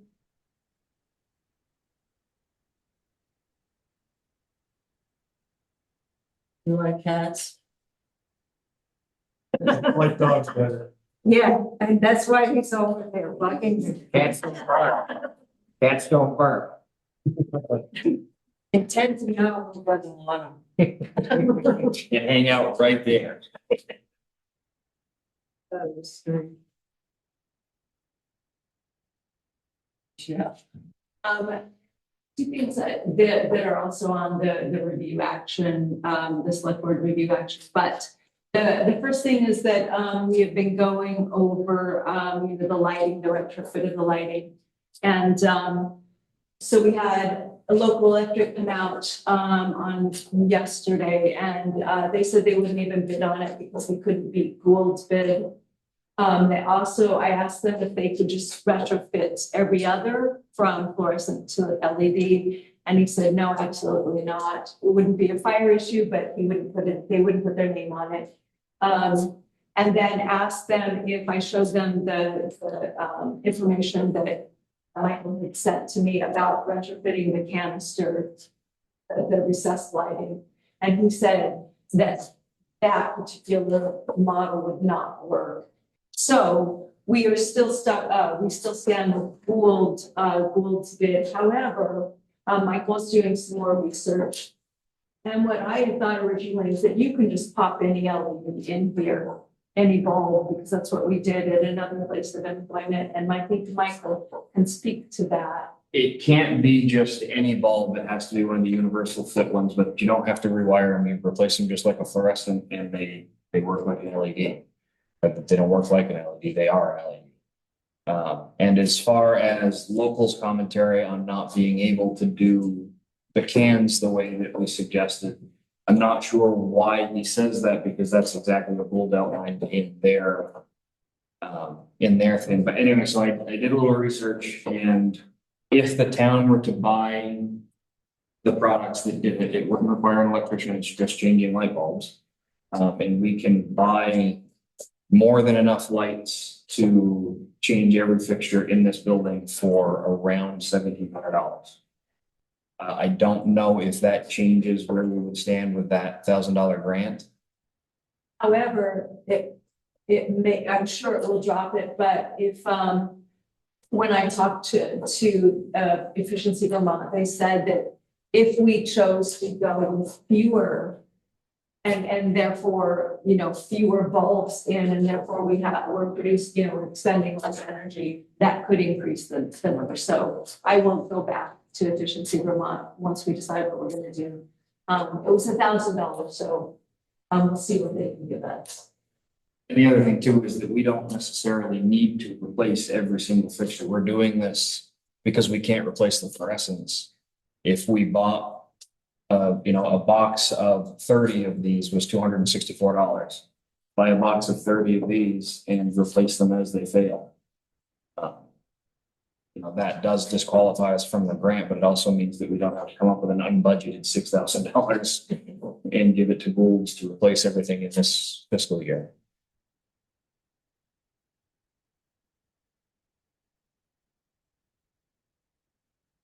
It'd be interesting to see what they would do per area.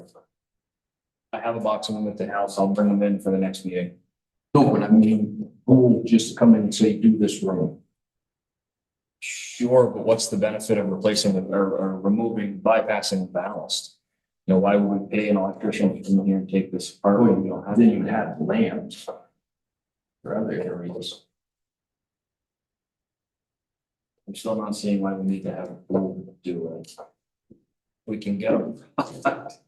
Yes, That's stop enough. He's breaking in your chairs. The only question I have is if we can get a product that does it without an electrician, we would still theoretically gain those lights. Right, but those I believe are hardwired in.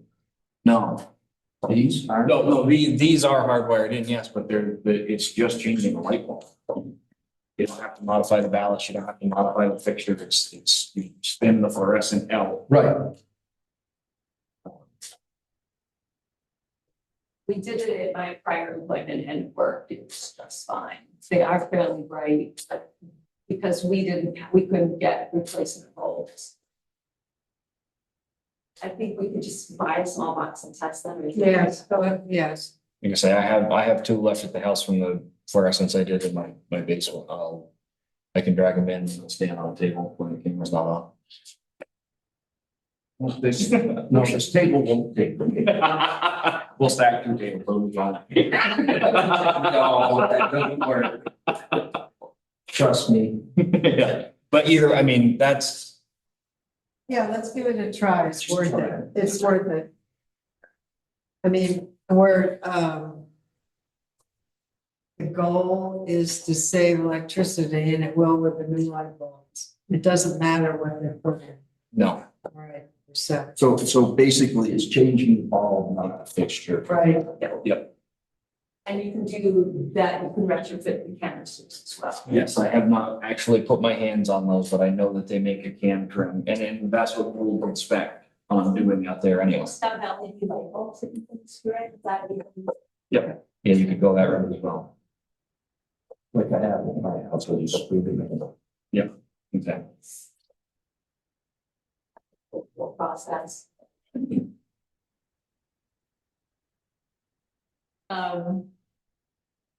And then the next, we just talk, I mean, that's really, I've just been doing a lot of, it's been a working team over. But I do just have a discussion about, an item. The select board review action item. I can explain it then to you. Okay, we'll wait and then we can start doing these. You're all set.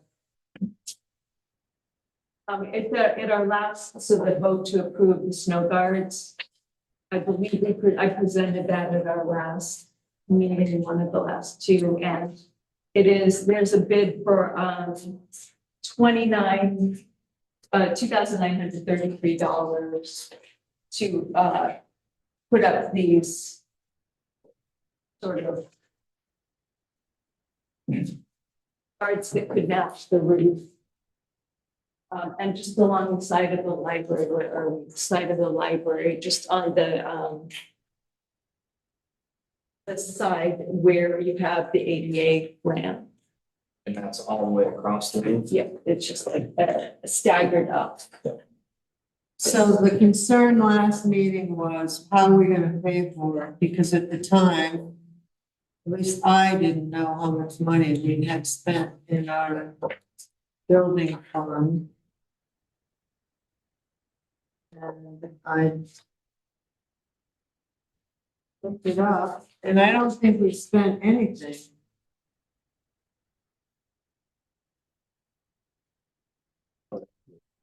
Building maintenance. I see. We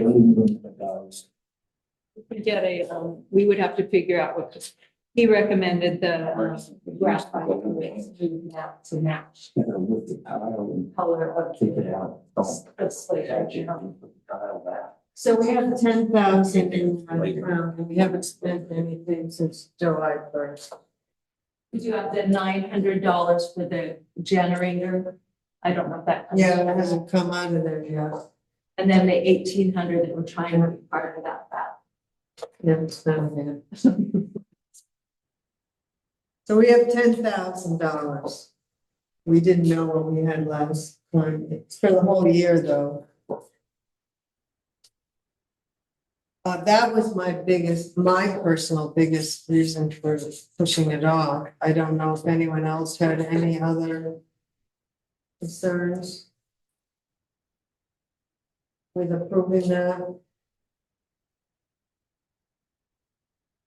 how are we doing? I'm looking at the budget thing Yeah. now, but how are we doing with the handyman payroll? I know last year we were over. Not well. We spent 58% and we should be more at 25, 26.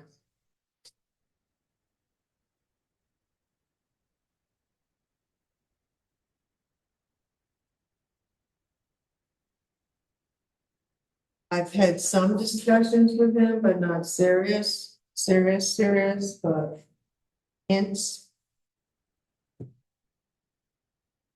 Is that, that's come out of the building? Well, we voted 10,000 for the maintenance person and 10,000 for maintenance. So theoretically, we could on paper rob from one to pay the other. Well, we have been, but I mean, what's the sense of not doing anything now? Yeah. We need to maintain our buildings, and for $10,000 a year to maintain all these buildings isn't very much. You can't be eating it all up.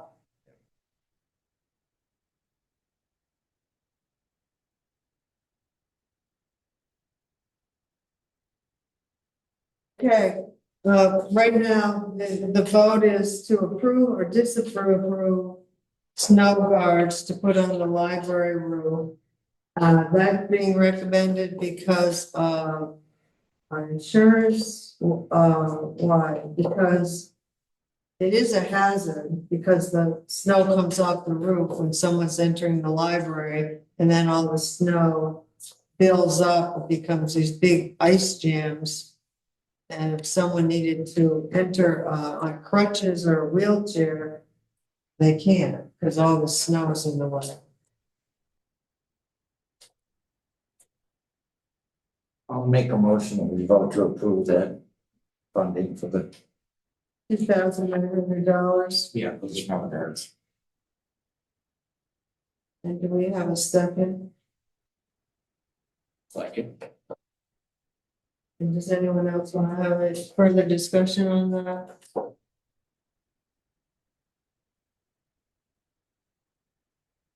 All those in favor? Aye. Aye. Opposed? So carried. You can let Bob know that he can have that taken care of.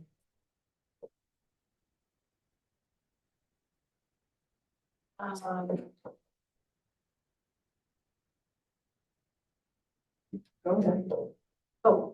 So B was just the Yes. follow-up with the email vote. For the generator repair, so we can have the generator repaired for $931, the estimate, 34 cents. And we were purchasing the new generator, and that will be with the farmyard sales. They have ordered the parts, and they will schedule the appointment once they can get the part. However, the part isn't coming from Florida. So they're not sure when they're gonna be able to get it, but because we are an emergency facility, they will give us top priority once they can get the part. I also think that we should have it officially in the records that we're on this. But we have a motion to approve repairing the generator for $931.34. I'll make that motion. And a second, I'll second. any further discussion? Are we going to be able to keep the old generator heads and have those rebuilt? I don't know what they're doing. Or not, or whatever that we're doing is. I think we should keep the parts. Right, we want the parts. We want the parts. We want parts, so. Yes, I don't think they have a use for them for some scrap, but they, just scrap them out, but I know of 3 places where I can get them rebuilt. well, that's good. Okay, all those in favor? Aye. Opposed, so carried.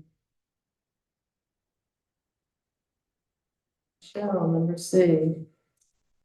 We'd like to get the paving award. We just received the big opening today, so I have, if we approve it, the paving for actually, it's now East Hill, Town Hill, North Wolcott Road, Full Hill. and School Hill. Can I go down actually to North Wolcott Road culvert replacement first? Yep. So back between July, I believe, 18th and August 17th, the board gave approval for the town foreman, the road foreman, to conduct road work without going out to bid. And so a contractor was given the go-ahead to replace the culvert on North Wolcott Road, which was located near the athletic field. It's a major culvert that needs to be upsized. The culverts have been bought. They are waiting to be placed. This kind of fell through the cracks because we're trying to follow, it fell through the cracks. And so I would just like to get the board approval. I believe it was 185 per hour. The contractor is giving us a rate of 185 per hour.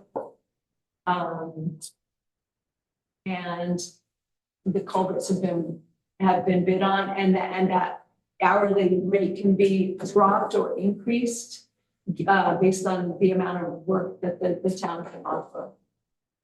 So I think I don't have a number, but the number $4,000-ish has been thrown at me quite a couple of people.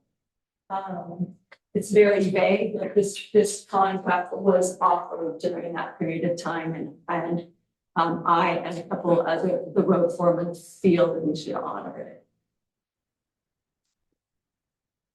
So does he have money in his budget? Well, he said to pull it from the class 2 budget. Well, generally, if he has, money in his budget for repairs for things, he can go ahead and do it. But the issue here is that we have a purchasing policy, but because of the flood, we needed to get projects done first, and we lifted it for a month. I'm just surprised that it wasn't done in that month, but whatever. Okay, we were also waiting to talk to Ross Gallen. He went out with us, as did Jim Ryan. Ross did not think that it was going to qualify for either Better Roads or any other program. So we just met with Ross last week. He said he didn't recommend it for any state grant. Since we need to actually complete the work now and for a couple of other things, he thinks that Elmore Pond Road has a better fit.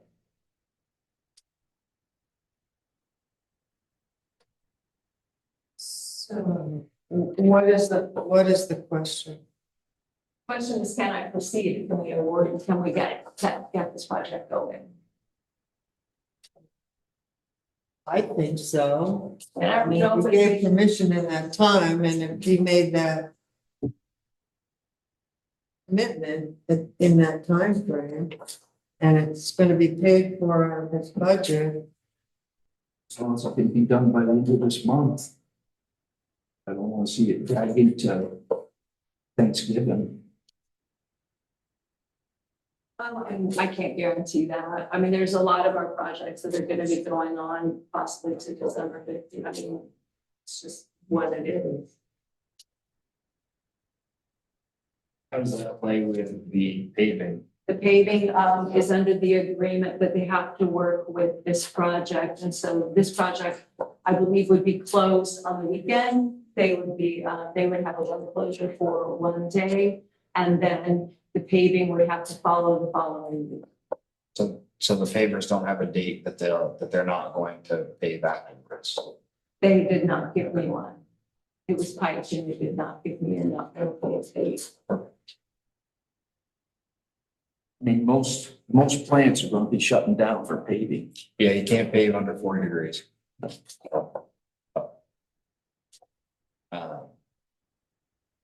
Yeah, I was hoping to say that the pavers gave a deadline that met what you wanted, but they haven't yet. I mean, this next coming week is supposed to be a span of 60 to 45. If it could be done within this time frame and then paved over, would be all right, but I don't see it happening. So a question then. If the work needs to be done, the culverts have been purchased. What do we do if we don't do the work? What do we do with the pipe and what's the plan? Well, if you put the culvert in and you have dirt for 8-foot span during the winter, it's gonna be a little rough, Rich. Yeah. I've been through that for 2 years. Sucks. Because Do we everybody, have any, do we know any time when it's Speed gonna bump. be done? you get speed bump more. I have not. Main Street. Actually. Days. Is this contractor been waiting for us to give the okay? Is that why it wasn't done all summer? I think so, yeah. And it's just coming to Well, it's us been- now? Well, no, we've been waiting for an estimate from the contractor. There's been fell through the crack in the waiting for an estimate and in just, it fell through the crack. Well, it might have to be done next year, next spring. Into the May, in the May time frame.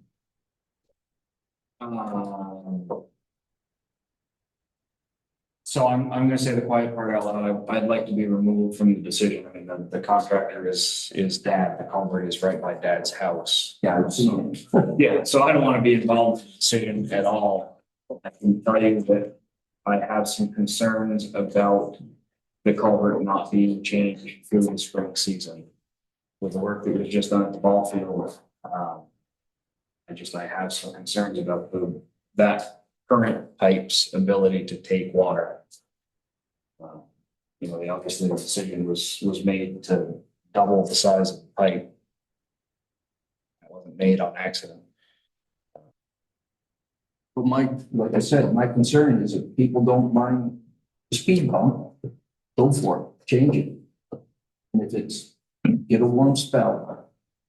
Like I said, most of the paving plants are gonna be shut down. And they plow that bump there? It's been done in the past, yeah, not the ideal. But we have some paving, lined up. I mean, It was part of the corridor. it seems to me that if the paving creates the deadline, then the contractor in question will have to get those things in order. And if that contractor can't, then there probably is one that can.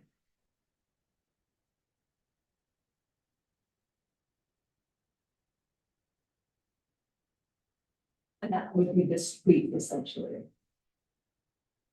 To me, that, well, and again, I probably shouldn't even say this part, but to me, that comes down to the pavers. The pavers aren't willing to say when they want to start or do or whatever. If they're gonna give us a date. At least give us a ballpark of a couple days. When they think they're gonna be in the area. And because we've got to close that road down, and that should take place over a weekend. Not only does the highway department, who I believe is gonna provide the labor and the trucking, need time to prepare for that, but we should also probably sign that road for at least a week. I don't think it can happen this week. No matter who does it. No, that's why I said by the end of this month. I had in my scope of work, when paving of the 3 roads, School Hill was added.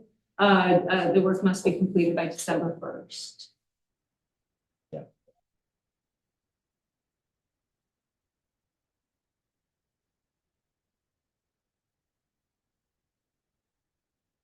So I don't know if we need to vote on that, or that's just an authorization to still honor, that's really my question, can we still honor at this point?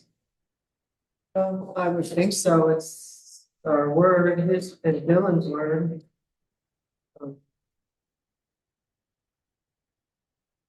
It doesn't go on for eternity though. Like I said, I don't mind having the pipe culvert replaced, it's just people. Me, when I have to go ice fishing, go over my speed bump.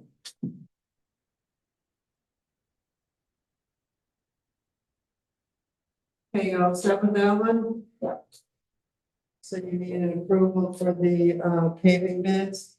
Yes, for East Hill, Town Hall, North Wolcott, and we just found out today it would be School Hill as well.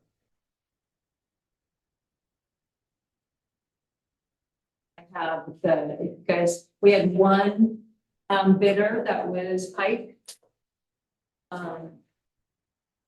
And it was for 15,300, and that's for all four roads. We found it in the budget that we're not gonna put Jones Road under the town paving budget. I believe that FEMA will maybe pick up, I'm not sure, it's patch paving for flooded work. And the East Hill, Town Hill, and possibly, no, not Norfolk, East Hill and Town Hill should be picked up by FEMA, or might be. School Hill, I don't know anything about that, it's just something. That was a culvert that was put in May. It's been sitting, no, it's been sitting there. Well, School Hill was 4,200, but East Hill was 7,200. I'm sorry. 72. Oh. East Hill was 4,200, maybe 60. 8,400. And Town Hill was 1,200. The Town Hill needs a battery. That's scary. We need to look at that fire hydrant across from the garage, where it's a sinkhole. Yeah. And does that need paving? What does that need? It needs something. It needs to have some riprap put in there, so you're gonna have to talk with the state on that. Riprap or riffraff? No, it's gonna have some stones put in there because of the flood around that corner washed it out.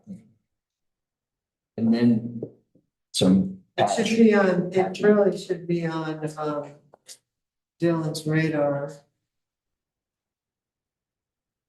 Yeah, I looked at that, it's wonder it didn't take that hydrant right out during the flood. But it's sinking in, and It's all the sinking. paving's going like this. Plus, there's an old culvert in there. And what do you call it? Linda, it's on School. It's the fire hydrant across from the town garage. It's in the river, but it's. Dry hydrant. Right. That was put in 25 years ago. Oh, it's right there. Every culvert in town is big as far as. Yeah, that's Where else? where it is. There's a culvert on School Street that is supposed to be being changed. No, it's not. No, that's the one she's talking about is before you go beyond the rail trail, just before that. But what I'm talking about is an 18-inch next to that dry hydrant that they had to get rid of, but they just crushed it in and. That was That's 25 probably years from ago. that grant. We had to get a grant for the sand pile to keep it from eroding into the river. So they got rid of the culvert. I don't remember doing that. They did I know not. the blocks and everything, and the ditching is part of it, and they're supposed to maintain it and keep it clean. What do you say this, Because I'm Just hearing, tell them to go look at it. It's like, It's, You can see it's it. being washed out. I'm not gonna tell them what to do, because I don't know, but something is.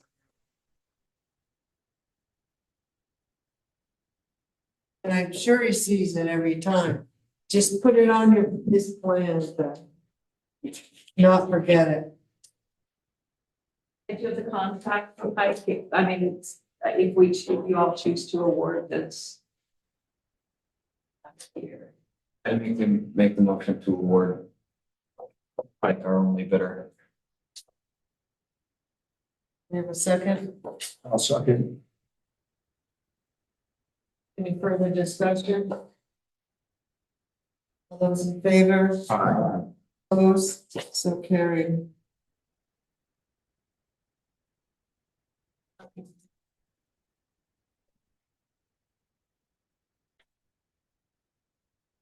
Statement stuff, if you like.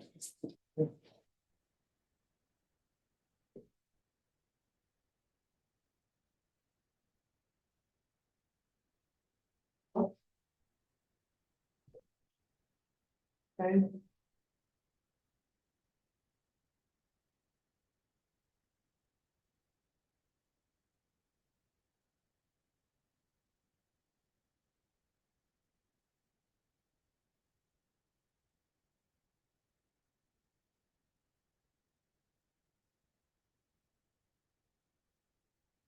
On to this Wall Street.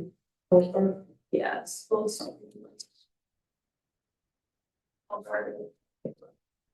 awarded, we had one bidder, it was awarded to Gravel for 69,365. This was for FEMA 24 or 23. Paving was included in there, that's fine. This has to get going ASAP as well. So how much was that? $69,365. And that didn't include the culvert. Did we already buy the culvert? No, it doesn't include the material. No, this one that includes all. Right, we shouldn't wanted it, this bid's go out.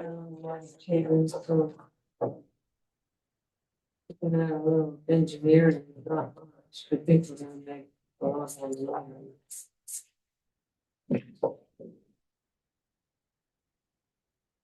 I'm just hearing what FEMA thought it would cost. So I guess maybe next one. Award. Make a motion to accept, gravel construction bid of 69,000 plus for replacing the school street culvert. Second.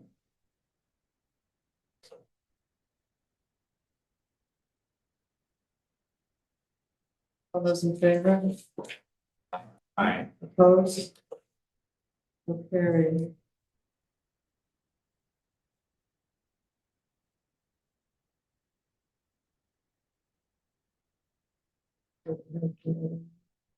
Another part of this.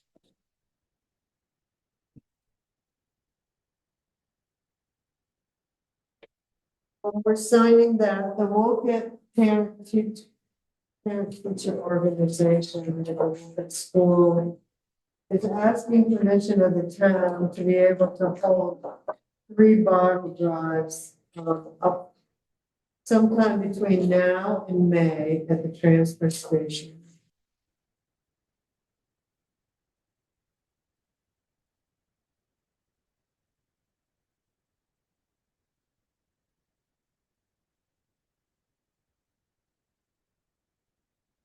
I would make a motion to allow that.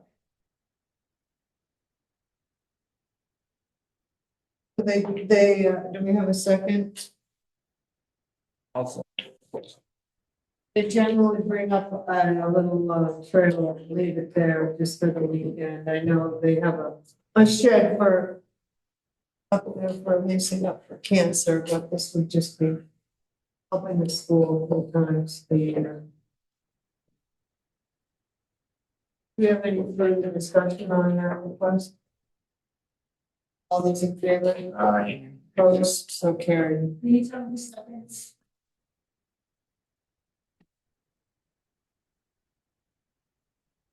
So I put in front of you, just pictures here of the bridge. It's the Wickham Bridge that goes into the forest up on East Hill, East Elmore Road. So my question is, I was thinking, we just had the closeout for, Elizabeth Strack's house, the buyout last Thursday. And I was thinking about now the town owns that property, should I get it insured? And when I was talking to them, I was thinking about the forest, talking to the insurance company, and I remembered this bridge. So I wanted to bring it up for your opinion on this. The original cost, Low and Cody, had to build this bridge in 2015 was $64,845.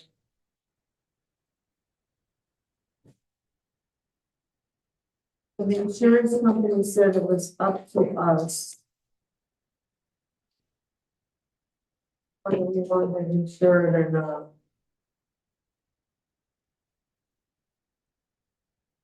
My question is, if it gets taken out by a flood or whatever, we're gonna cover it, or Probably not. so we're gonna be setting on our own? I can ask though. I mean, They covered, the town hall that was in a flood zone. they They this one's covered high it. up. Yeah, It's really high up there. This is good 12 feet of normal water. How old is this bridge? it was built in 2015 and, right before, Rhoda sold the land to the town for the forest. She had Blow and Cody come back up and she spent like $3,000 or something fixing some of the, that needed. So is it rated for passenger cars and pickup trucks? Yeah, because there's a big field up there and they have a brush hog. It was for a medium-sized tractor.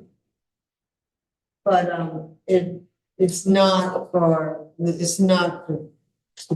people, the public to be driving up in there unless at some point they have some ADA trails or something.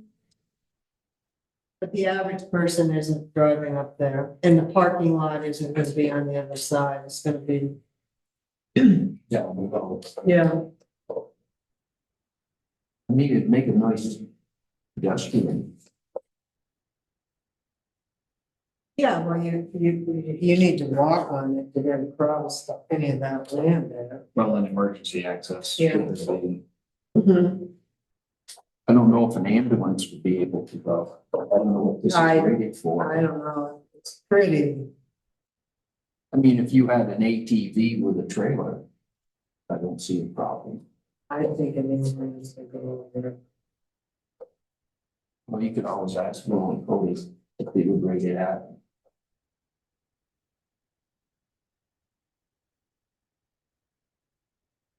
Take some measurements on the steel and find out what the steel's rated for, and that should give you an idea. But if it's gonna hold up an 8 or 9,000 pound tractor with brush hog, I didn't think they had that heavy of a tractor. no, I think they had just. Well, they had it done, in the last few years, they hired it out, they didn't do it.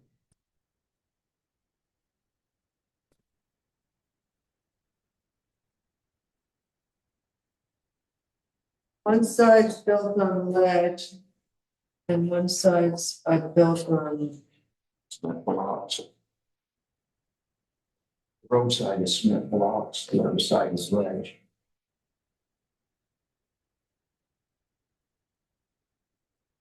If we didn't insure it and we found that we needed to replace it, who else uses it? I mean, is this technically in the town forest? Is it a It vast is trail? technically in the town forest, it is not a vast trail. It would be needed to get up in there to maintain those meadows.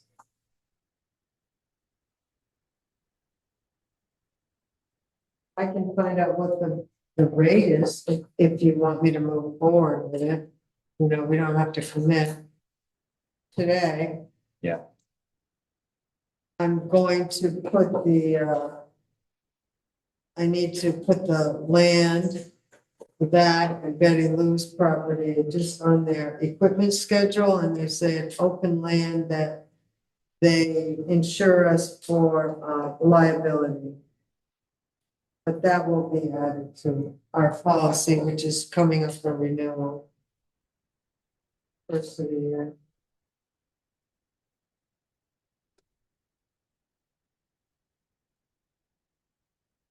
Yeah, I don't know what they have for beeswax underneath.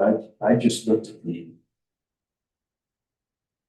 embankments to see what it was. They have 48-inch WF beams for the bridge. Here, somebody, there's the diagram on the other side. So, I will, it sounds like questions are, would they replace it or partially replace it if it flooded? And what would be the added cost? And I'll bring that back to you next meeting. You also need to ask, Logan Hood what the county should support.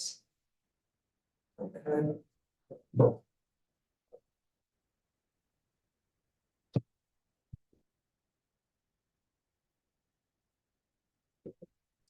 We still have to, we amended the agenda to, we've tabled that. No, you can bring that up. East Elmore, the East Elmore Road RFP award. So it was awarded to Kingdom Timber. That is the lowest bid. And I have the contract here. What are they doing? It's East Elmore as you drive out, there's that area of the river. They've got to shore up that bank and by adding huge rocks. So I can at least go.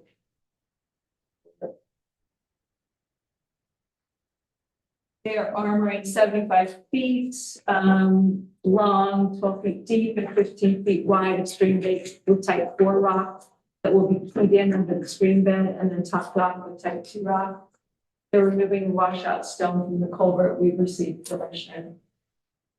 They're installing From the state? from what's this? Yeah, Chris Burnell. Yeah. Installing 6-inch mined stone apron splash pad on the culvert outlet, and then they're cleaning and reshaping the ditch. It's to be done by December 15th. It came in for 14,000, and that's a FEMA.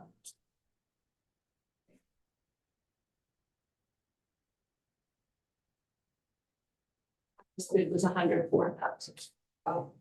the lowest of 14. It's 14, but that does not include, so Dylan asked that we put it out without materials, but we purchased materials. So this is the bid for labor only. I don't understand. Did we figure out why he doesn't want to put it out for bid for materials? Well, he at the time said, put it out for bid, no materials, that we would, because we can get the materials cheaper. But he and then at one point said, you know, do whatever you basically do whatever you want, but these bids had gone out. These are up to his one out.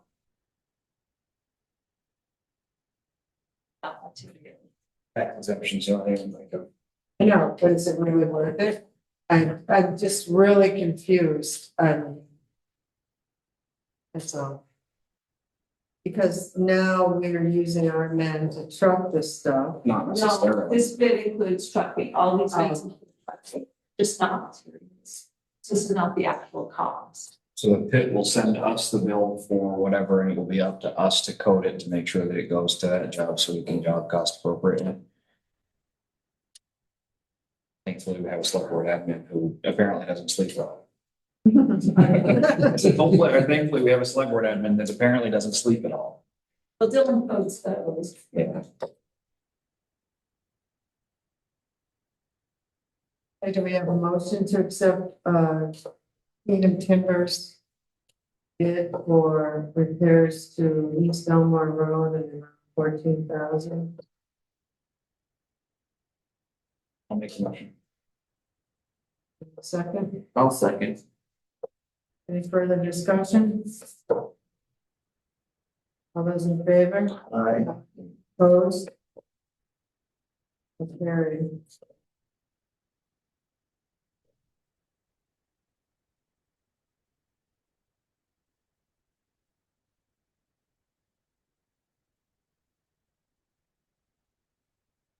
Getting late and we need to go into executive session, updates quickly are, it mostly with the buyouts.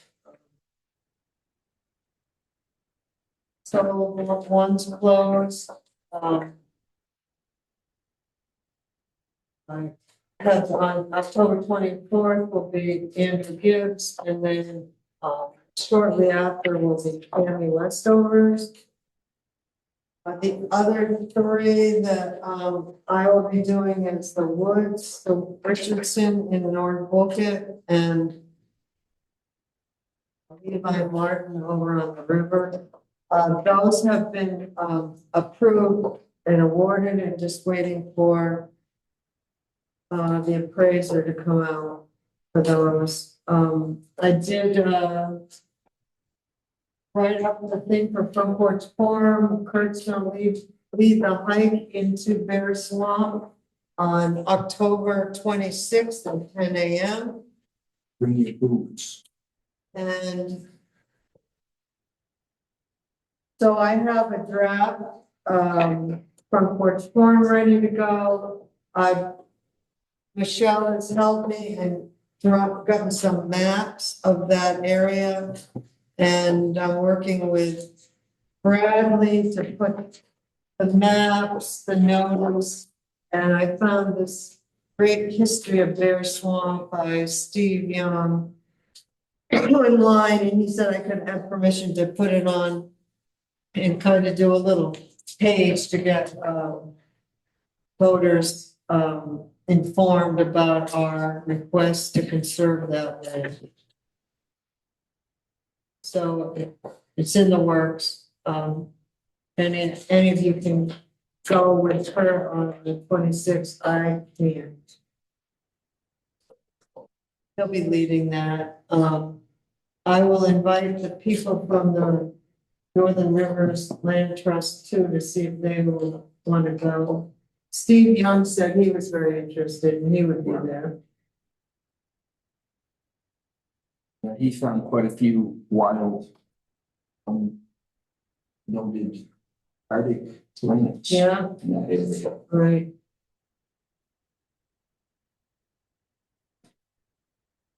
Do we have anything else until the motion to go into executive session? Rich, after seeing what they got there, yeah, it'd take a influence. Those means are. Maybe enough. Yeah, I mean. The public facing. It's not like the Yeah, general public is gonna drive on, so. no, as you can see, there's a gate. That was Tracy Stoddard. So I'm gonna make a motion to go into executive session at 8:24, and I am going to invite Michelle to join us. And this is for personnel reasons. Yeah, I'll second. all those in favor, Aye. opposed? So carried.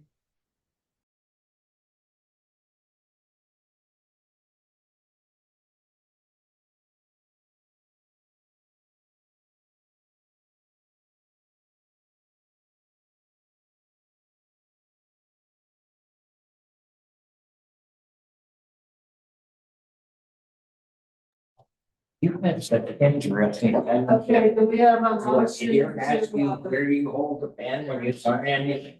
I was. Ready? But that's, ready to adjourn? okay, I'll make the motion that we adjourn the select board meeting at 8, whatever it is. I'll second. 8:56. All those in favor? Aye. All those opposed? Don't you dare. I did again. All right, I don't know how to turn this on. It's not, you can go get stopped before I get shit started.